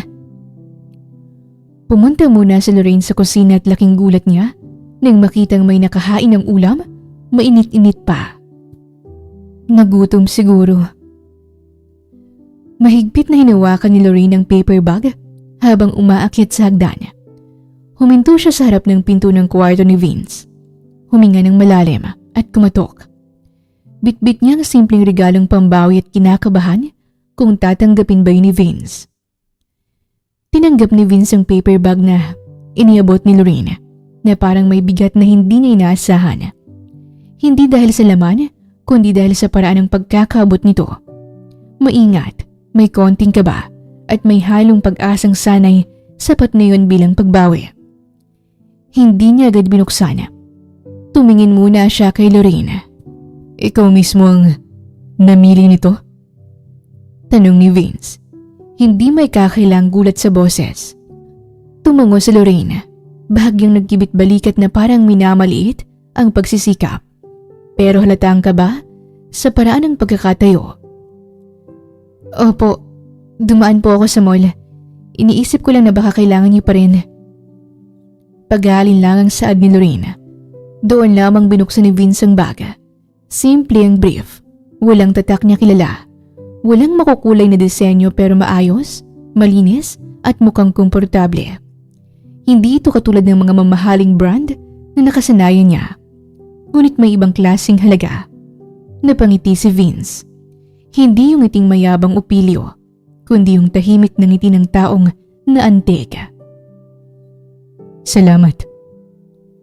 Saad ni Vince, mas mababa at mas mahinahon ang boses kesa dati. Hindi ko inaasahan to. Bahagyang gumanang dibdib ni Lorraine. Kahit papano, hindi na sayang ang ginawa niya. Ngunit gaya ng nakasanayan kay Vince, hindi nagtagal ang seryosong sandali. Bahagyang nilapag ni Vince ang bag sa mesa at muling tumingin kay Lorraine. May pilyong kislap na bumalik sa mga mata. Pero may tanong ako. Napatigil ang dalaga. Ano po yun? Paano mo nalaman ang size? Diretso pero may halong biro. Parang sigurado ka kagad ah. Napatigil ang oras para kay Lorraine. Ramdam niya ang pag-init ng pisngi niya. Ay na naman siya. Nangaasar na naman. Siyempre alam ko. Sagot ni Lorraine. Bahagyang nauutal pero pilit na matatag. Ilang brief na bang nahawakan ko nung nagla-live selling ako? Natural alam ko na. Akala mo naman ang laki-laki. Bulong ni Lorraine sabay irap na mabilis niyang tinago. Ngunit hindi nagpatinag si Vince. Sa halip, bahagya pa siyang lumapit. Hindi masyadong malapit, pero sapat para maramdaman ni Lorraine ang kaniyang presensya. So, kabisado mo na. Biro ni Vince. Ganyan lang pala kalaki sa tingin mo. Oo. Sagot ni Lorraine. Hindi papatalo. Sakto lang, huwag ka nang umasa. Sa isip ni Lorraine, magyayabang patoy. Ngunit sa halip na umatras, ngumiti si Vince. Isang ngiting masyadong kampante para sa ikapapanatag ng loob ni Lorraine. Paano kung sabihin kong mas malaki na siya ngayon? Parang may sumulpot na ilaw sa isip ni Lorraine. Doon niya tuluyang naintindihan ang direksyon ng usapan at doon din siya tuluyang natulala. Hoy! Sigaw niya. Sabay sipat pababa ng konti. Tsaka mabilis na umatras. Bastos! At bago pa makasagot si Vince, sanipa niya ito sa binti at hindi malakas, pero sapat para magulat. Napatawa si Vince, napahawak sa hita. Hindi sa sakit kundi dahil sa gulat at aliw. Grabe ka, nagbibiro lang naman. Huminga ng malalim si Lorraine. Halatang inias ngunit hindi may tago ang bahagyang ngiti sa labi. Hindi nakakatawa yung biro niyo. Sagot ni Lorraine kahit may lambing na sa tono. Amo ko kayo, tandaan niyo yun. Alam ko, pero minsan, okay lang din namang magbiro. Nagkaroon ng sandaling katahimikan. Hindi nakakailang kundi mabigat sa kung anong hindi pa nila kayang banggitin. Si Lorraine ay nakatingin sa sahig. Si Vince na may tahimik lang. Pinagmamasdan siya. Sa sandaling yon, pareho nilang naramdaman na may nagbago. Hindi na lang sila ang amo at kasambahay na nagkakabangayan. May asara na, may lambing na pasulyap, may tensyong hindi na kayang itago sa biro lang. At kahit parehong walang gustong umamin, pareho rin nilang alam ang simpleng pagbili ng brief na yon ay naging simula ng mas malalim na ugnayan. Isang koneksyong unti-unting lumalampas sa hangganang dati malinaw. Kinabukasan, tahimik ang buong bahay. Tanging kaluskos lang ng papel at mahinang tunog ng ballpen ang maririnig mula sa sala. Nasa mesa si Vince, abala sa paggawa ng mga papeles, ngunit halatang pagod sa kanyang muka. Maya't maya pinipisil niyang sentido at bahagyang pinapapikit ang mga mata na para bang may kumikirot sa ulo. Napansin niyo ni Lorraine habang nag-aayos ng merienda sa kusina. Saglit siyang huminto at sumilip sa sala at doon niya nakita si Vince na nakayuko. Halatang wala sa kondisyon. Dala ang tray ng mainit na tsaa at biskwit, marahan siyang lumapit. "Sir, okay lang po ba kayo?" Napatingin si Vince kay Lorraine at bahagyang ngumiti pero hindi may tago ang pagod. "I don't know, pero medyo masakit ang ulo ko. Pero kaya ko naman." Ibinaba ni Lorraine ang tray sa mesa at hindi agad umalis. Natili siyang nakatayo sa tabi ni Vince, tila nag-iisip. "Gusto niyo po masahihin ko kayo?" Napatawa si Vince, isang maikling tawa na halatang pilit. "Masahe? Ikaw?" Bahagyang napasimangot si Lorraine. "Uy sir, huwag niyong maliitin yung kakayahan ko ah." Napatingin si Vince kay Lorraine, may bahid ng pangasar sa mga mata. "Sige nga, tingnan natin." Ngumiti si Lorraine at lumapit pa. Hindi siya dumiretso sa balikat tulad ng inaasahan. Sa halip, tumayo siya sa likod ni Vince at marahang inilapat ang mga daliri sa magkabilang sentido nito. "Relax lang po, kapag masakit ang ulo, dito po muna." Dahan-dahan na minasahin ni Lorraine ang sentido ni Vince. Paikot at pantay ang diin. Mula roon, hinagod niya ang noo pababa, tsaka dumaan sa itaas ng mga kilay. Napapikit si Vince. Unti-unting lumuwag ang kaniyang balikat. "Ayos ah." Ngumiti si Lorraine. "Alam ni sir ng bata ako, sumasideline ako sa pagmamasahe." Napamulat si Vince at bahagyang tumawa. "Talaga?" "Oo. Yung lola ko po kasi siya talagang nagturo sa akin." Habang nagsasalita, marahang hinagod ni Lorraine ang gilid ng mga mata ni Vince, gaya ng tinuro ng kanyang lola. "Sabi ni lola, dito raw naiipon yung pagod at stress. Kapag maingat mong minasahe, gumaganda ang pakiramdam."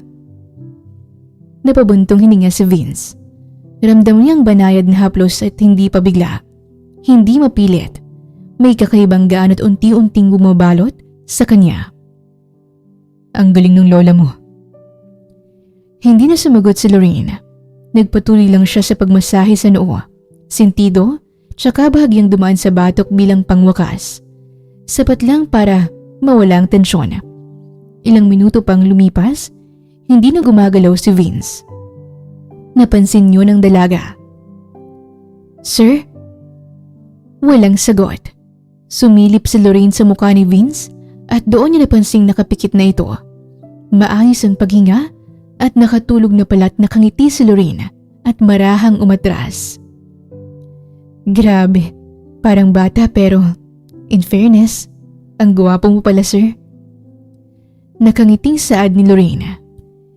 Kinuha ni Lorraine ang isang manipis na kumot at maingat na inilagay sa balikat ni Vince. Bago siya tuluyang umalis, sandali siyang tumingin sa mukha nitong payapa. Walang bakas ng pagiging masungit na amo, Hindi niya namalayang mas tumagal ang tingin niya kaysa sa dapat. Tahimik siyang umalis, dala ang tray. Ngunit may ngiting hindi na maalis sa kanyang labi. At doon, sa simpleng masahe at katahimikan ng hapon, mas lalong lumalim ang ugnayang unti-unti pa lamang nilang nauunawaan. Tahimik ang hapon. Abala si Lorraine sa pag-aayos ng mga gamit sa kusina nang biglang umalingaw-ngaw ang tunog ng kanyang cellphone. Napatingin siya sa screen at bahagyang nagulat nang makita ang pangalan ng kanyang nanay na tumatawag. Bihira lamang tumawag ang kanyang ina sa oras na yon, maliban na lang kung may mahalagang sasabihin. Saglit siyang huminga ng malalim bago sinagot ang tawag. Sa kabilang linya ay naroon si Lourdes, 55 taong gulang. Payat ang pangangatawan dahil sa taon ng pagtsatsaga at sakripisyo. Kulubot na ang gilid ng kanyang mga mata, bakas ng puyat at pag-aalala. Maitim na ang balat sa ilalim ng araw sa probinsya at ang buhok na dating mahaba at makintab ay madalas nang nakapusod lang. May mga hiblang nagsisimula ng mamuti. Siya ang tipikal na ina. Matatag sa panlabas pero marupok kapag anak na ang usapan. "O Nay, bakit napatawag kayo?" Walang agad na sagot. Sa halip, narinig ni Lorraine ang mahihinang hikbi sa kabilang linya. Nanlamig ang mga kamay ni Lorraine. "Nay, anong nangyari?" Huminga ng malalim si Lourdes. Pilit pinipigilan ang pag-iyak, ngunit nabibiyak ang boses. "Anak, yung tatay mo kasi, na-aksidente." Parang may biglang humigpit sa dibdib ni Lorraine. "Ha? Paano nangyari yun, Nay?" "Gabi na kasi siyang umuwi galing trabaho, nakainom, tapos may motor na biglang bumangga sa kanya. Tinakbuhan lang siya, anak. Wala man lang tumulong." Wika ng ginang. Napaupo si Lorraine sa gilid ng mesa.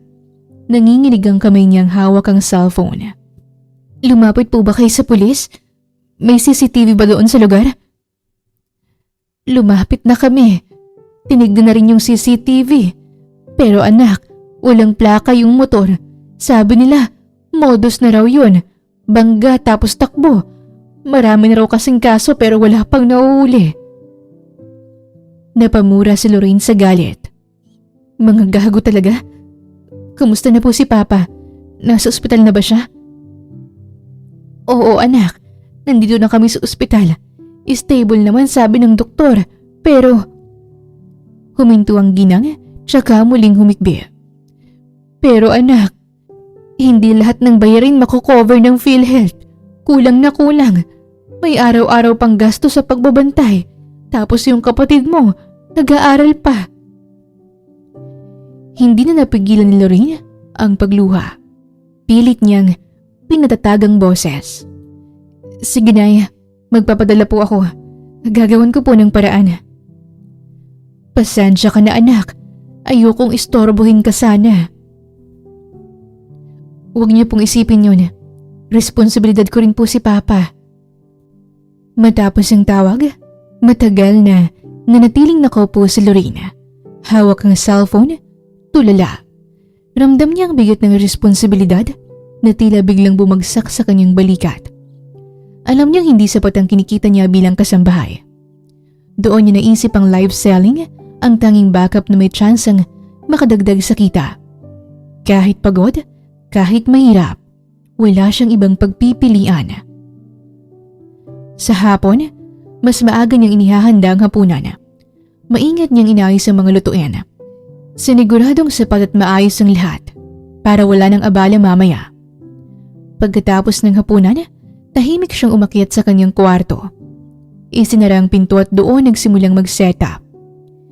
Inilabas niya ang mga natitirang paninda, mga shorts, dress, jacket, at ilang simpleng blouse na hindi pa nabebenta sa mga nakarang live. Maingat niyang inayos ang ilaw. Itinayo ang cellphone at huminga ng malalim.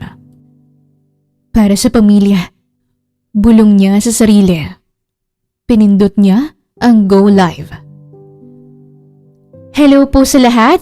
Good evening. Pasok na kayo. Mura lang po ang mga paninda natin tonight. Masayang wika niya. Unti-unting dumami ang viewers. May nagtatanong ng presyo. May humihingi ng tawad. Habang nagsasalita si Lorraine, pilit niyang tinatago ang pagod at lungkot. Ngumiti siya sa kamera kahit mabigat ang puso. Sa bawat produktong binibenta, isang dasal ang kasama na sana'y sapat ang kikitain niya para sa pamilya. Sa gabing iyon, hindi lang siya nagla-live selling. Nakikipaglaban siya bilang anak, bilang breadwinner, at bilang babaeng handang gawin ang lahat para sa mga mahal niya. Kinabukasan, maagang gumising si Lorraine upang maghanda ng almusal. Tahimik pa ang buong bahay at tanging kaluskos na mga gamit sa kusina ang maririnig. Mabilis ang kilos niya, tila may hinahabol na oras at pilit iniiwasan ng kung anong bumabagabag sa isip. Habang inaayos ang mesa, bumaba si Vince, bahagyang gusot ang buhok at halatang bagong gising. Ang aga mo naman. Wika ni Vince habang sinisilip ang orasan sa dingding. Sir, tinapos ko lang po ng maaga. May gagawin kasi ako mamaya eh. Saad ni Lorraine at pilit na pinapatatag ang boses. Huminto si Vince at tumingin sa kanya. Anong gagawin mo? May bahid ng pag-uusisa ang tanong nito. Mag-get together lang po kami ng kaibigan ko. Matagal na po kami hindi nakikita eh. Pagsisinungaling ni Lorraine kahit may kirot sa dibdib. Tumango si Vince. Okay, lalabas din ako. Sigurado sa hapon ang uwi ko. Lumabas si Vince kasama ang team sa isang restaurant. Masayang paligid at may tawanan, kantsawan at handaan. Birthday kasi ni Engineer Mark. Hoy Mark, 24 ka na. Pwede ka nang maghanap ng jowa. Biro ni Paulo. Nako, wag na. Napaka-immature pa niyan kung sino-sinong babayang pinflirt. Sabi ni Marga. Napakamot sa ulo si Mark. Uy, hindi Loyal kaya ako. Masayang wika ni Mark. Loyal? Loyal minor. Tawa ni Paulo. Kung ako sa'yo Mark, aminin mo na sa babaeng gusto mo. Ang dami mo nang biniling paninda niya. Tahimik si Vince ngunit kumunot ang noo. Ano ka ba? Nahiya ako sa kanya. Mahinang sad ni Mark. Ngayon ka pa tinablan ng hiya? Noon kung sino-sinong pinapaasa mo? Tukso ni Marga. Napangiti si Mark at tumingin sa cellphone. Actually, pupunta siya ngayon. Masayang wika ni Mark. Talaga? Inimbita mo? Tanong ni Paulo. Hindi. May binili kasi akong items. Ayun kulang na lang pati tindera bilhin mo. Kantsaw ni Paulo. Maya-maya, bumukas ang pinto ng restaurant. Lumingon ang lahat. Pumasok si Lorraine at may bitbit na eco bag. Hey, Lorraine! Masayang wika ni Mark sabay kaway. Magandang umaga po, Sir Mark. Magalang na saad ng dalaga. Nagtagpo ang mga mata ni Lorraine at Vince. Bahagyang nagulat si Lorraine, ngunit agad niyang tinago yon. Ito na po yung item na in-order niyo, sir. Saad ni Lorraine habang inaabot ang paninda. Birthday ko pala ngayon. Kumain ka muna. Samahan mo kami. Naku sir, hindi na po. Marami po kasi akong i-deliver. Mahinahong tanggi ni Lorraine. Ganun ba? Sabi ni Mark at bahagyang nadismaya. Happy birthday po. Mauna na po ako. Salamat. Paalam ni Lorraine. Pag-alis ni Lorraine, hindi may wasang sundan siya ng tingin ni Vince. Kaya naman pala, maganda pala si Lorraine. Sabi ni Paulo. Ligawan mo na Mark. Biglang nabilaukan si Vince. Okay ka lang Sir Vince? Kanina ka patahimik. Tanong ni Mark. Love life problem siguro yan. Biro ni Marga. May love life ka na sir? Wala. Naku sir, galaw-galaw na. Baka maunahan ka pa. Masayang wika ni Mark. Naroon pa sana ang magang pakiramdam ni Vince ng mga nakarang araw. Ang presensya ni Lorraine sa bahay. Ang simpleng ingay ng kusina. Ang pakiramdam na hindi na siya nag-iisa. Ngunit unti-unting naglaho ang saya nang mapagtanto niyang nagpapatuloy pa rin si Lorraine sa online business. Hindi yun ang kinakainis ni Vince. Hindi niya kailanman kunestyon ang pagsisikap ni Lorraine. Ang mas masakit, ang hindi niya may paliwanag kahit sa sarili, ay ang selos sa tuwing naiisip niyang may kamit itong mga minor, mga lalaking tila may sariling mundo kasama si Lorraine na hindi niya kayang pasukin. Pag-uwi ni Vince sa bahay, tahimik ang paligid. Walang amoy ng niluluto, walang kaluskos ng tsinelas, walang boses ni Lorraine. Tumingin siya sa orasan at 6:00 na ng gabi.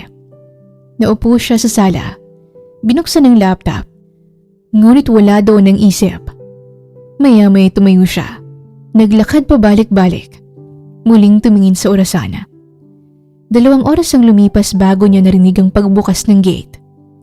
Pumasok si Lorraine, bahagyang hiningal. May bitbit na maliit na bag. Halatang pagod ang katawan, ngunit mas pagod ang mga mata. Hindi pa man siya nakakapagpaalam, ay tumama na sa kanyang malamig na tinig ni Vince. Sa tingin mo, ano bang trabaho mo dito? Mariing wika ni Vince at hindi siya tumingin. Napahinto si Lorraine. Lumunok siya bago sumagot. Pasensya na po talaga, sir. Natagalan po ang uwi ko kasi... Wala akong pakialam sa buhay mo. Putol ni Vince. Tuluyang tumayo. Kung may sideline ka, dapat hindi mo nakakalimutan na may iba kang trabaho. Tingnan mo ngayon, 8:00 na ng gabi. Dapat nagluluto ka na. Nanginig ang boses ni Lorraine. Sir, sorry po talaga. Mahinang saad niya at halos pabulong. Hindi na sumagot si Vince. Tumalikod siya at naglakad palabas ng sala. Iniwan si Lorraine na nakatayo sa gitna ng katahimikan. Sa dibdib ni Vince, naghalo ang galit at selos, ang alaala ng restaurant, ang ngiti ni Lorraine sa ibang lalaki, ang 2 oras na paghihintay. Ngunit hindi na malayang sa bawat hakbang palayo, may isa ring pusong unti-unting nadudurog. Napaupo si Lorraine sa silya. Hindi niya napigilan ang luha. Kung may pagpipilian lang sana siya. Ngunit sa uling customer niya pa kanina, napagalitan na siya. Naalala ni Lorraine ang huling customer na babaeng medyo mataba at may pagkastrikta. Miss, bakit iba ang kulay? Hindi ka ba marunong magbasa? Sigaw ng babae. Itinuro pa si Lorraine na parang siya ang pinakamalaking kasalanan sa mundo. Isang maliit na pagkakamali, isang maling balot ngunit sapat para durugin ang natitirang lakas ni Lorraine.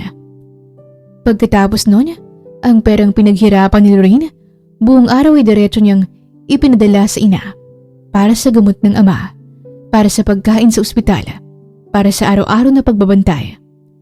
Wala siyang tinabi para sa sarili.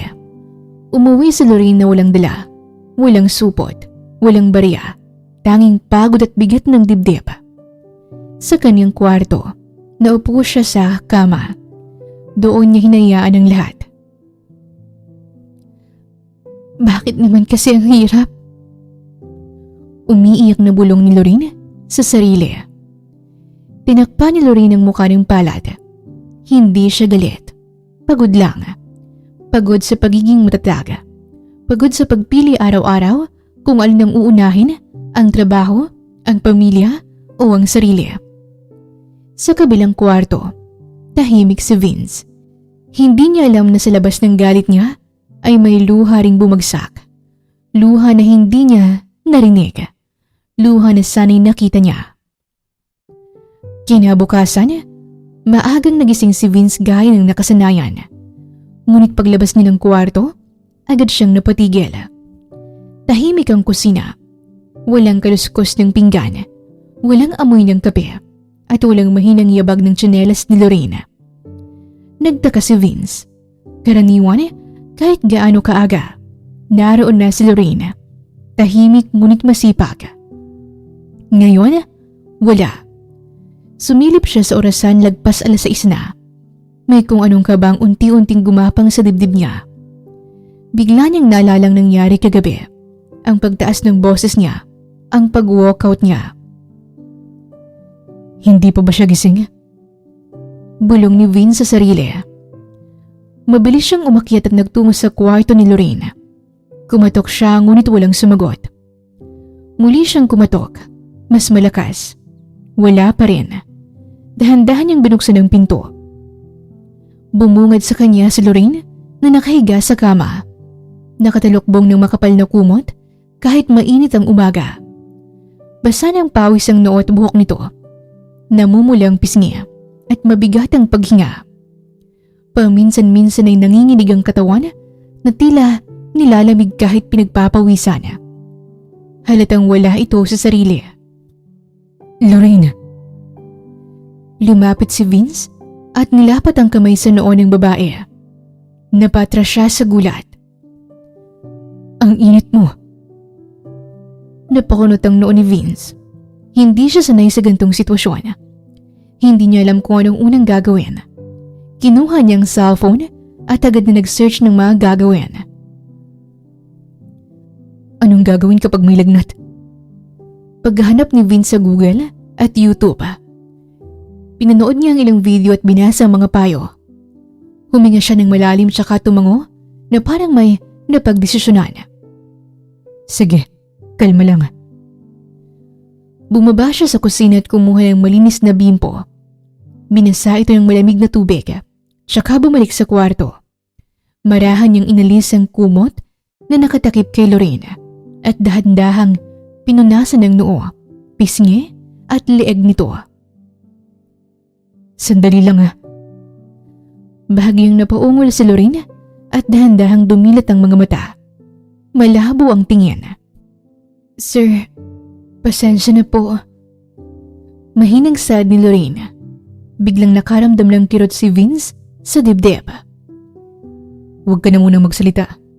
May lagnat ka. Muling pumikit si Lorraine. Tila pagod na pagod. Tumayo si Vince at muling kinuha ang cellphone. Paano gumawa ng soup kapag may sakit? Anong pagkain ang mabuti sa may lagnat? Muling hanap ng impormasyon ni Vince sa Google. Habang nagbabasa, mabilis siyang nagtungo sa kusina. Kumuha siya ng mga sangkap na meron, manok, bawang, sibuyas, luya. Hindi siya bihasa sa pagluluto, ngunit sinuyod niya ang mga hakbang na nakita sa video. Kaya ko to. Makalipas ang ilang sandali, bumalik siya sa kwarto, dalang mainit na sabaw. Inilapag niya ito sa maliit na mesa sa tabi ng kama at muling umupo sa gilid. Lorraine, subukan mong uminom kahit konti. Bahagyang bumukas ang mga mata ng babae. Tinulungan ni Vince na mayangat ang ulo nito at marahang sinubo ang ilang higop ng sabaw. Salamat po. Mahinang sad ng babae. Hindi agad nakasagot si Vince. Tahimik lang siyang nagpatuloy sa pag-aalaga. Pinupunasan ng noo. Tinitiyak na umiinom ng tubig ang babae. Sa unang pagkakataon, naramdaman ni Vince ang bigat ng konsensya. Naalala niya ang mga salitang binitawan niya kagabi. Ang galit na dala ng selos at ang pagtalikod niya kay Lorraine. Magpahinga ka lang. Andito lang ako. Tahimik ang silid ngunit sa loob ng dibdib ni Vince ay may unti-unting pagbabago. Isang pag-aalalang hindi niya inaasahang mararamdaman. Dahan-dahang dumilat si Lorraine matapos ang ilang sandaling katahimikan. Mahina pa rin ang katawan niya. Mabigat ang ulo. Ngunit bahagyang luminaw ang isip. Napansin niyang nakaupo pa rin si Vince sa tabi ng kama. Hawak ang basong may tubig at ang bimpo na paulit-ulit niyang binabasa at pinupunas sa noo ng babae. Salamat pala, sir. Kagabi, pasensya na po talaga. Tumingin si Vince kay Lorraine, ngunit hindi agad nagsalita. Hindi ko po sinasadya na mapabayaan ang oras. Alam ko pong trabaho ko dito ang asikasuhin ng bahay niyo. Huminga si Lorraine ng malalim bago nagpatuloy. Kailangan ko lang po talagang kumayod eh. Kasi po yung papa ko na aksidente. Bahagyang nanginginig ang boses ni Lorraine. May nakabangga po sa kanya tapos tinakbuhan lang. Nasa ospital po siya ngayon. Hindi po sapat yung tulong ng PhilHealth. May mga gamot, may araw-araw na gastos, tapos may kapatid pa po akong nag-aaral. Napayuko si Lorraine. Hindi na napigilan ang pagpatak ng luha. Kaya po ako nag-live selling, sir. Hindi po para magpabaya sa trabaho, kundi para lang po may maipadala sa probinsya. Minsan po napapagalitan pa ako ng customer. Minsan lugi pa. Pero tinitiis ko po yun kasi pamilya ko po yun eh. Tahimik si Vince habang nakikinig. Ramdam niya ang bigat ng bawat salitang binibitawan ng babae. Pasensya na po kung nagmukha akong walang pakialam. Wala lang po talaga akong ibang mapagkukunan. Ayoko lang pong umasa sa iba. Ilang sandali ang lumipas bago muling nagsalita si Vince. Lorraine, kagabi, hindi ko rin dapat nasabing mga nasinabi ko. Nagulat si Lorraine at napatingin kay Vince. Nadala ako ng galit at selos. Hindi ko nintindi kung bakit mo ginagawang mga ginagawa mo. Sandaling tumigil si Vince bago nagpatuloy. Hindi ko alam na ganito kabigat ang pinagdadaanan mo. Bahagyang namuo ang luha sa mga mata ni Lorraine. Okay lang po, sir. Sanay na rin po ako. Umiling si Vince. Hindi dapat ganun. Magpahinga ka muna. Huwag mo munang isipin ang trabaho o ang mga order mo ngayon. Tumayo si Vince at inayos ang kumot ng babae. Ako munang bahala. Saad ni Vince. Muling huminga si Lorraine. Sa kabila ng sakit ng katawan, unti-unting gumana ang pakiramdam niya. Sa unang pagkakataon matapos ang mahabang panahon, naramdaman niyang may nakakaunawa rin sa kanya. Naintindihan naman ni Vince ang kalagayan ni Lorraine, kaya't pinayagan niya itong mag-live selling ulit. Ngunit may kondisyon. Dapat ay maayos ang oras at hindi magiging sagabal sa trabaho sa bahay. Habang abala si Lorraine sa pag-setup ng camera at pag-aayos ng mga produkto, pilit niyang iniisip kung paano gagawin ng live para makabenta ng maayos. Nag-umpisa ang live selling at habang nagpapakita siya ng mga damit, jacket at iba pang items, napansin niyang isang familiar na username sa chat na palaging naglalike at nagko-comment ng mine sa bawat item. Sino kaya to? I am Vince? Wika ni Lorraine sa sarili habang tinitingnan ng screen. Bakit ngayon ko lang to napansin tong pangalan na to? Matapos ang ilang minuto, nagdesisyon si Lorraine na suriin ang profile ng user. Nang buksan niya, napailing siya. Sir Vince? Mahinang bulong ni Lorraine habang tinitingnan ang account picture at username. Kitang-kita niyang mukha ni Vince sa profile. Hindi makapaniwala si Lorraine sa kanyang nakita. Ramdam niyang halong kaba at kilig sa dibdib. Sa kabilang dako, nakatingin si Vince sa monitor mula sa sala. Pilit na hindi nagpapakita ng ngiti. Mas gusto niyang manatiling tahimik at obserbahan ang paraan ng trabaho ni Lorraine. Ngunit hindi niya maiwasang mapansin kung gaano siya kasipag at kasigasig sa bawat item na binibenta. Kaya pala sir, palaging may ng comment ah. Ewan ko na lang po. Bulong ni Lorraine habang nakangiti ngunit ramdam ang konting pagkahiya. Patuloy si Lorraine sa pag-live. Mas maingat ngunit hindi niya maiwasang mapansin ang mga mata ni Vince na nakatutok sa kanya sa bawat galaw. Sa loob-loob niya, napaisip siya. Nang matapos ang live, isinara ni Lorraine ang apat huminga ng malalim. Ramdam niya ang tensyon at kilig sa parehong oras. Nasa isip niya pa rin ang username ni Vince at ang pagtingin sa kanya habang abala sa pagbebenta. Okay, kailangan kong kausapin si Sir tungkol dito. Para klaro. Ngunit bago pa man siya makapagdesisyon, naramdaman niya na may hawak na kamay sa balikat niya. Tumalikod siya at doon nakita si Vince. Tahimik ngunit may bahagyang ngiti sa labi. Magaling ka palang mag-sales talk. Mas nakakainganyo ka kaysa sa karamihan sa mga seller. Salamat po sir. Hindi ko po inaasahan na mapapansin niyo yun. Hindi ko rin inaasahan, pero gusto kong makita kung paano mo ito ginagawa. Masaya ako nakikita kang masipag at okay lang. Naalala ko rin kung bakit ka nagsusumikap. Sir, sure po ba kayo sa mga minamain niyo? Tanong ni Lorena. Yes, nakasend na sa account mo yung bayad. Sagot ni Vince. Ang bilis naman yata, sir. Halos hindi makapaniwala sa kanyang narinig.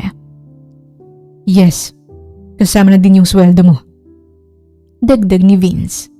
Tahimik ngunit malinaw ang pagbibigay halaga. Napakasaya naman ni Lorraine nang marinig yun. Ramdam niya ang halo ng pasasalamat at kilig. Sa pagkakataong yun, narealize niya kung gaano kaimportante ang pagtitiwala at suporta ng amo niya. Sa kabila ng lahat ng pagkakaiba nila, ramdam niya na pinapahalagan siya ni Vince hindi lang bilang empleyado, kundi bilang tao. Isang gabi, umuwing lasing si Vince dahil nagkasiyahan sila ng kanilang mga kaibigan.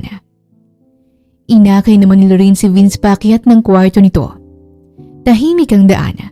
Tanging ang malumaning na tunog ng kanilang mga hakbang ang naririnig sa sahig ng bahay. Palibhasa si Vince ay medyo lasing pa rin. Malikot siya sa bawat hakbang. Sir, dahan-dahan lang po, huwag kayong malikot. Wika ni Lorraine. Pinipilit pinatilihing maayos ang lalaking hindi makapagpigil sa sarili. Okay lang, hindi mo kailangang masyadong maingat. Saad ni Vince na medyo nakangisi habang nakatingin sa kanya. Dahil sa malikot na kilos ni Vince, hindi sinasadyang natagilid si Lorraine sa katawan nito. Napalapit ang kanilang mga muka at naramdaman ni Lorraine ang init mula sa balat ni Vince. Sandali silang nagtitigan. Ang oras ay tila huminto. Ang paligid ay naglaho at tanging tibok ng kanilang mga puso ang maririnig. Lorraine.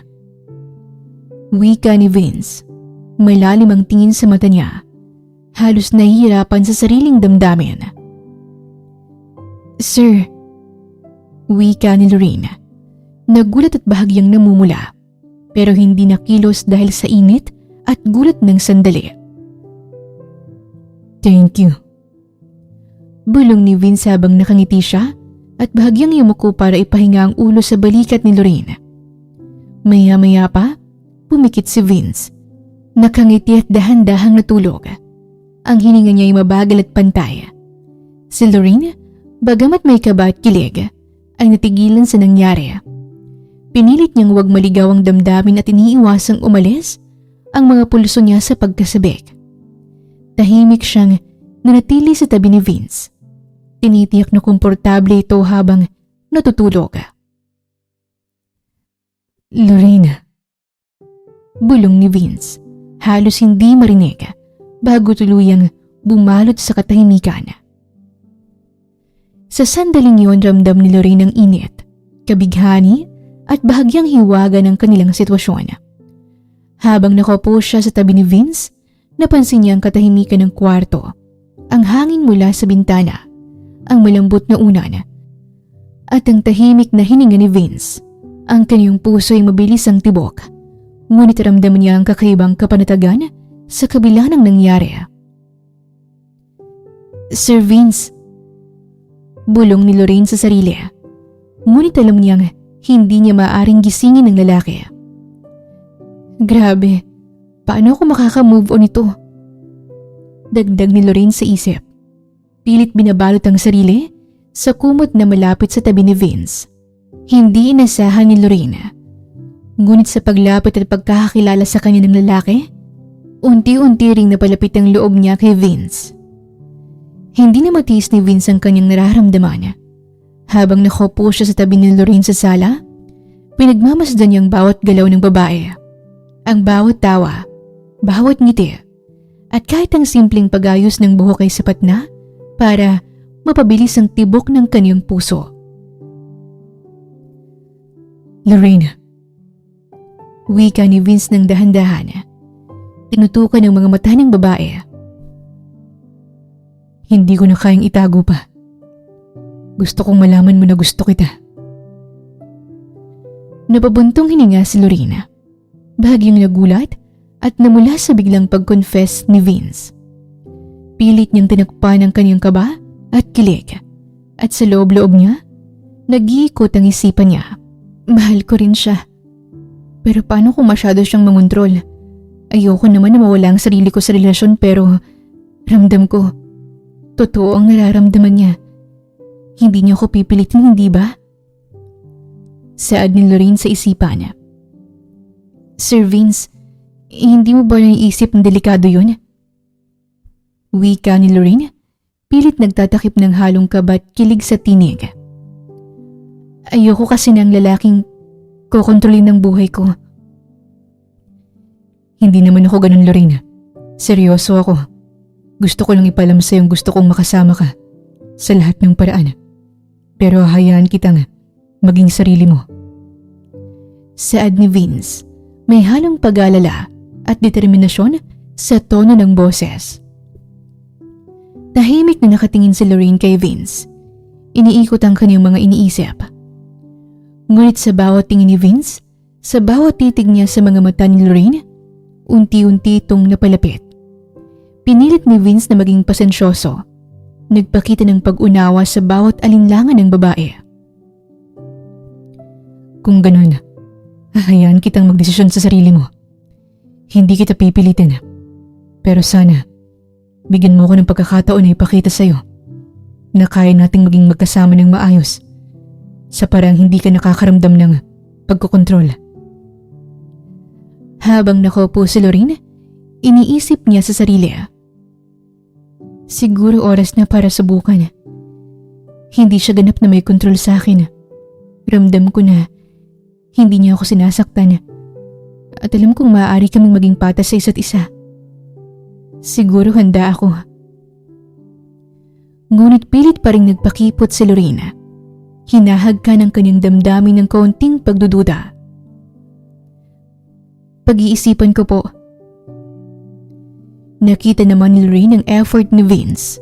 Kahit minsan ay pinapahirapan niya si Vince, palagi pa rin itong sinusubukan na pasayahin siya mula sa pagdadala ng bulaklak, simpleng sorpresa sa bahay, hanggang sa mga malilit na bagay na alam niyang makakapagbigay ngiti sa kanya. Napansin niya rin na kahit sa simpleng paraan, palaging pinapakita ni Vince na pinapahalagahan siya.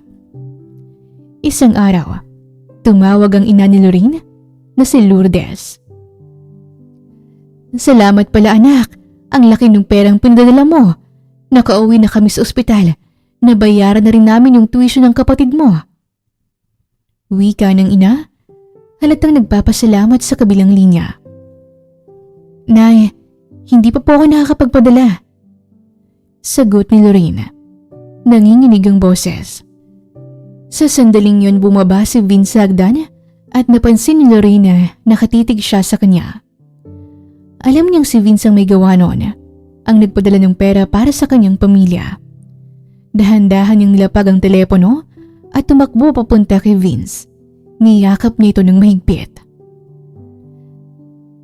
Sinasagot na kita. Wika ni Lorraine habang may luha sa mga mata.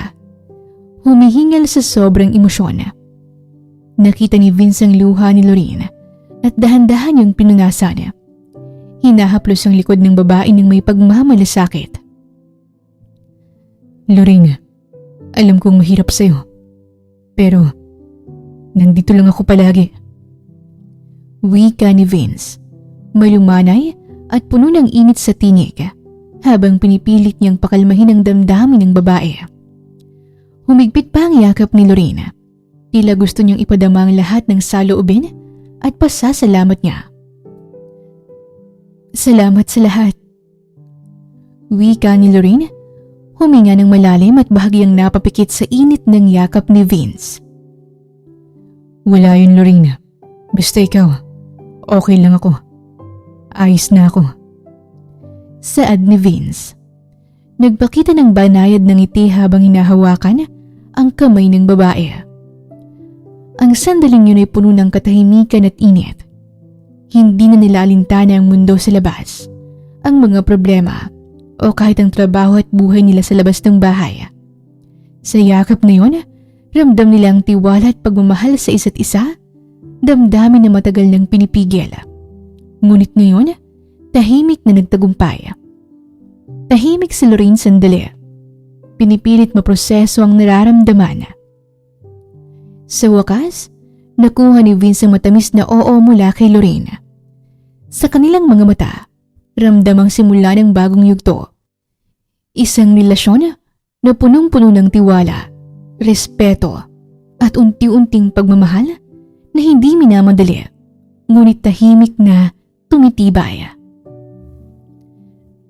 Salamat sa pagmamahal sa akin kahit wala akong naabot sa buhay.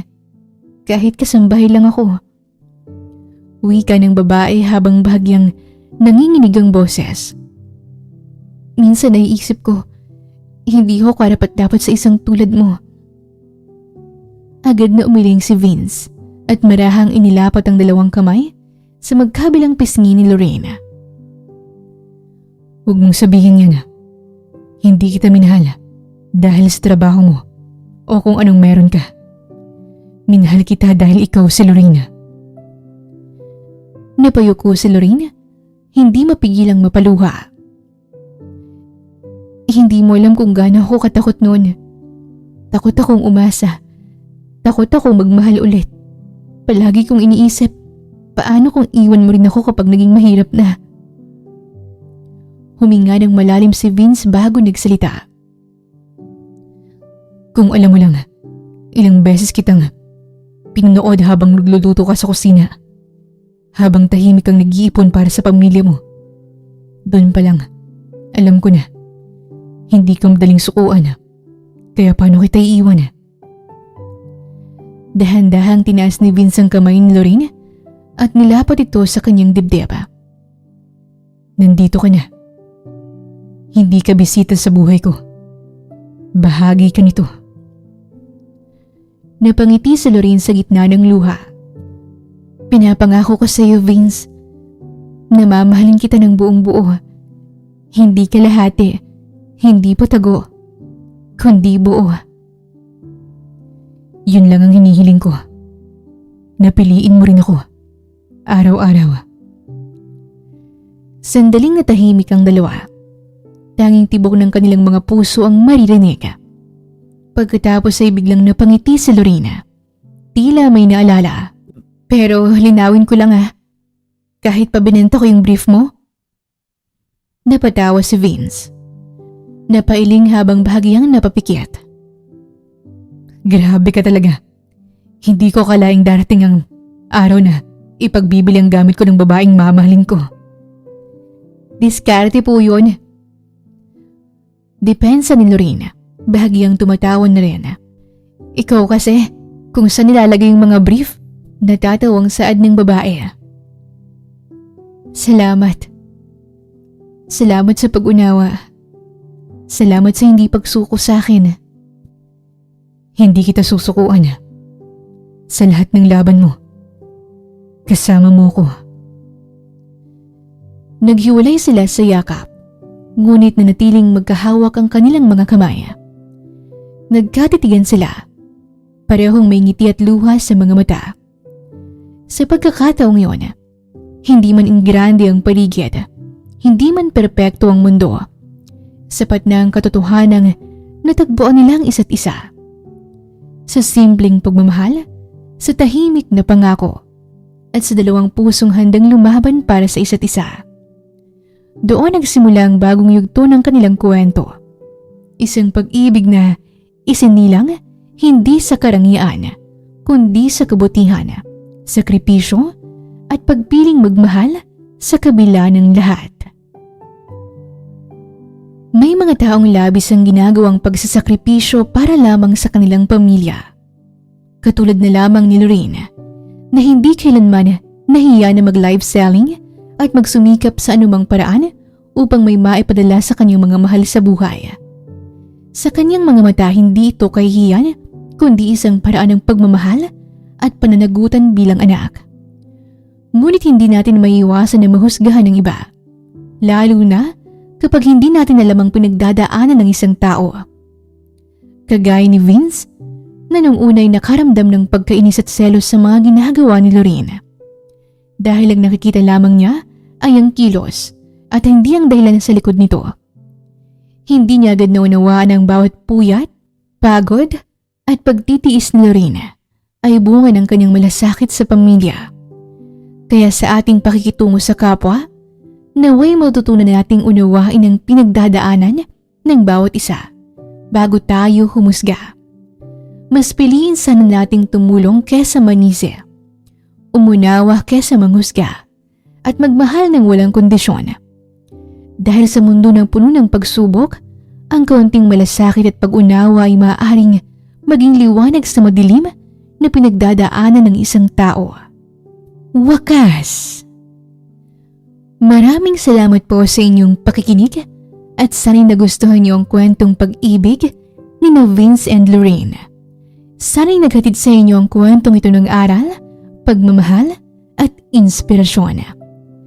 Shoutout pala sa ating mga avid listeners na sina Maria Teresa Garque from Hong Kong, Marisa de los Reyes from Saudi Arabia, Delilah Ongalo from Modena, Italy, Imelda Gawiran Pasilok from Dubai, Vicky Masayon from Bulacan. At sa lahat po ng nakikinig ngayon, maraming salamat po. Muli, ito po ang Tales of Siren at hanggang sa ating muling kwento.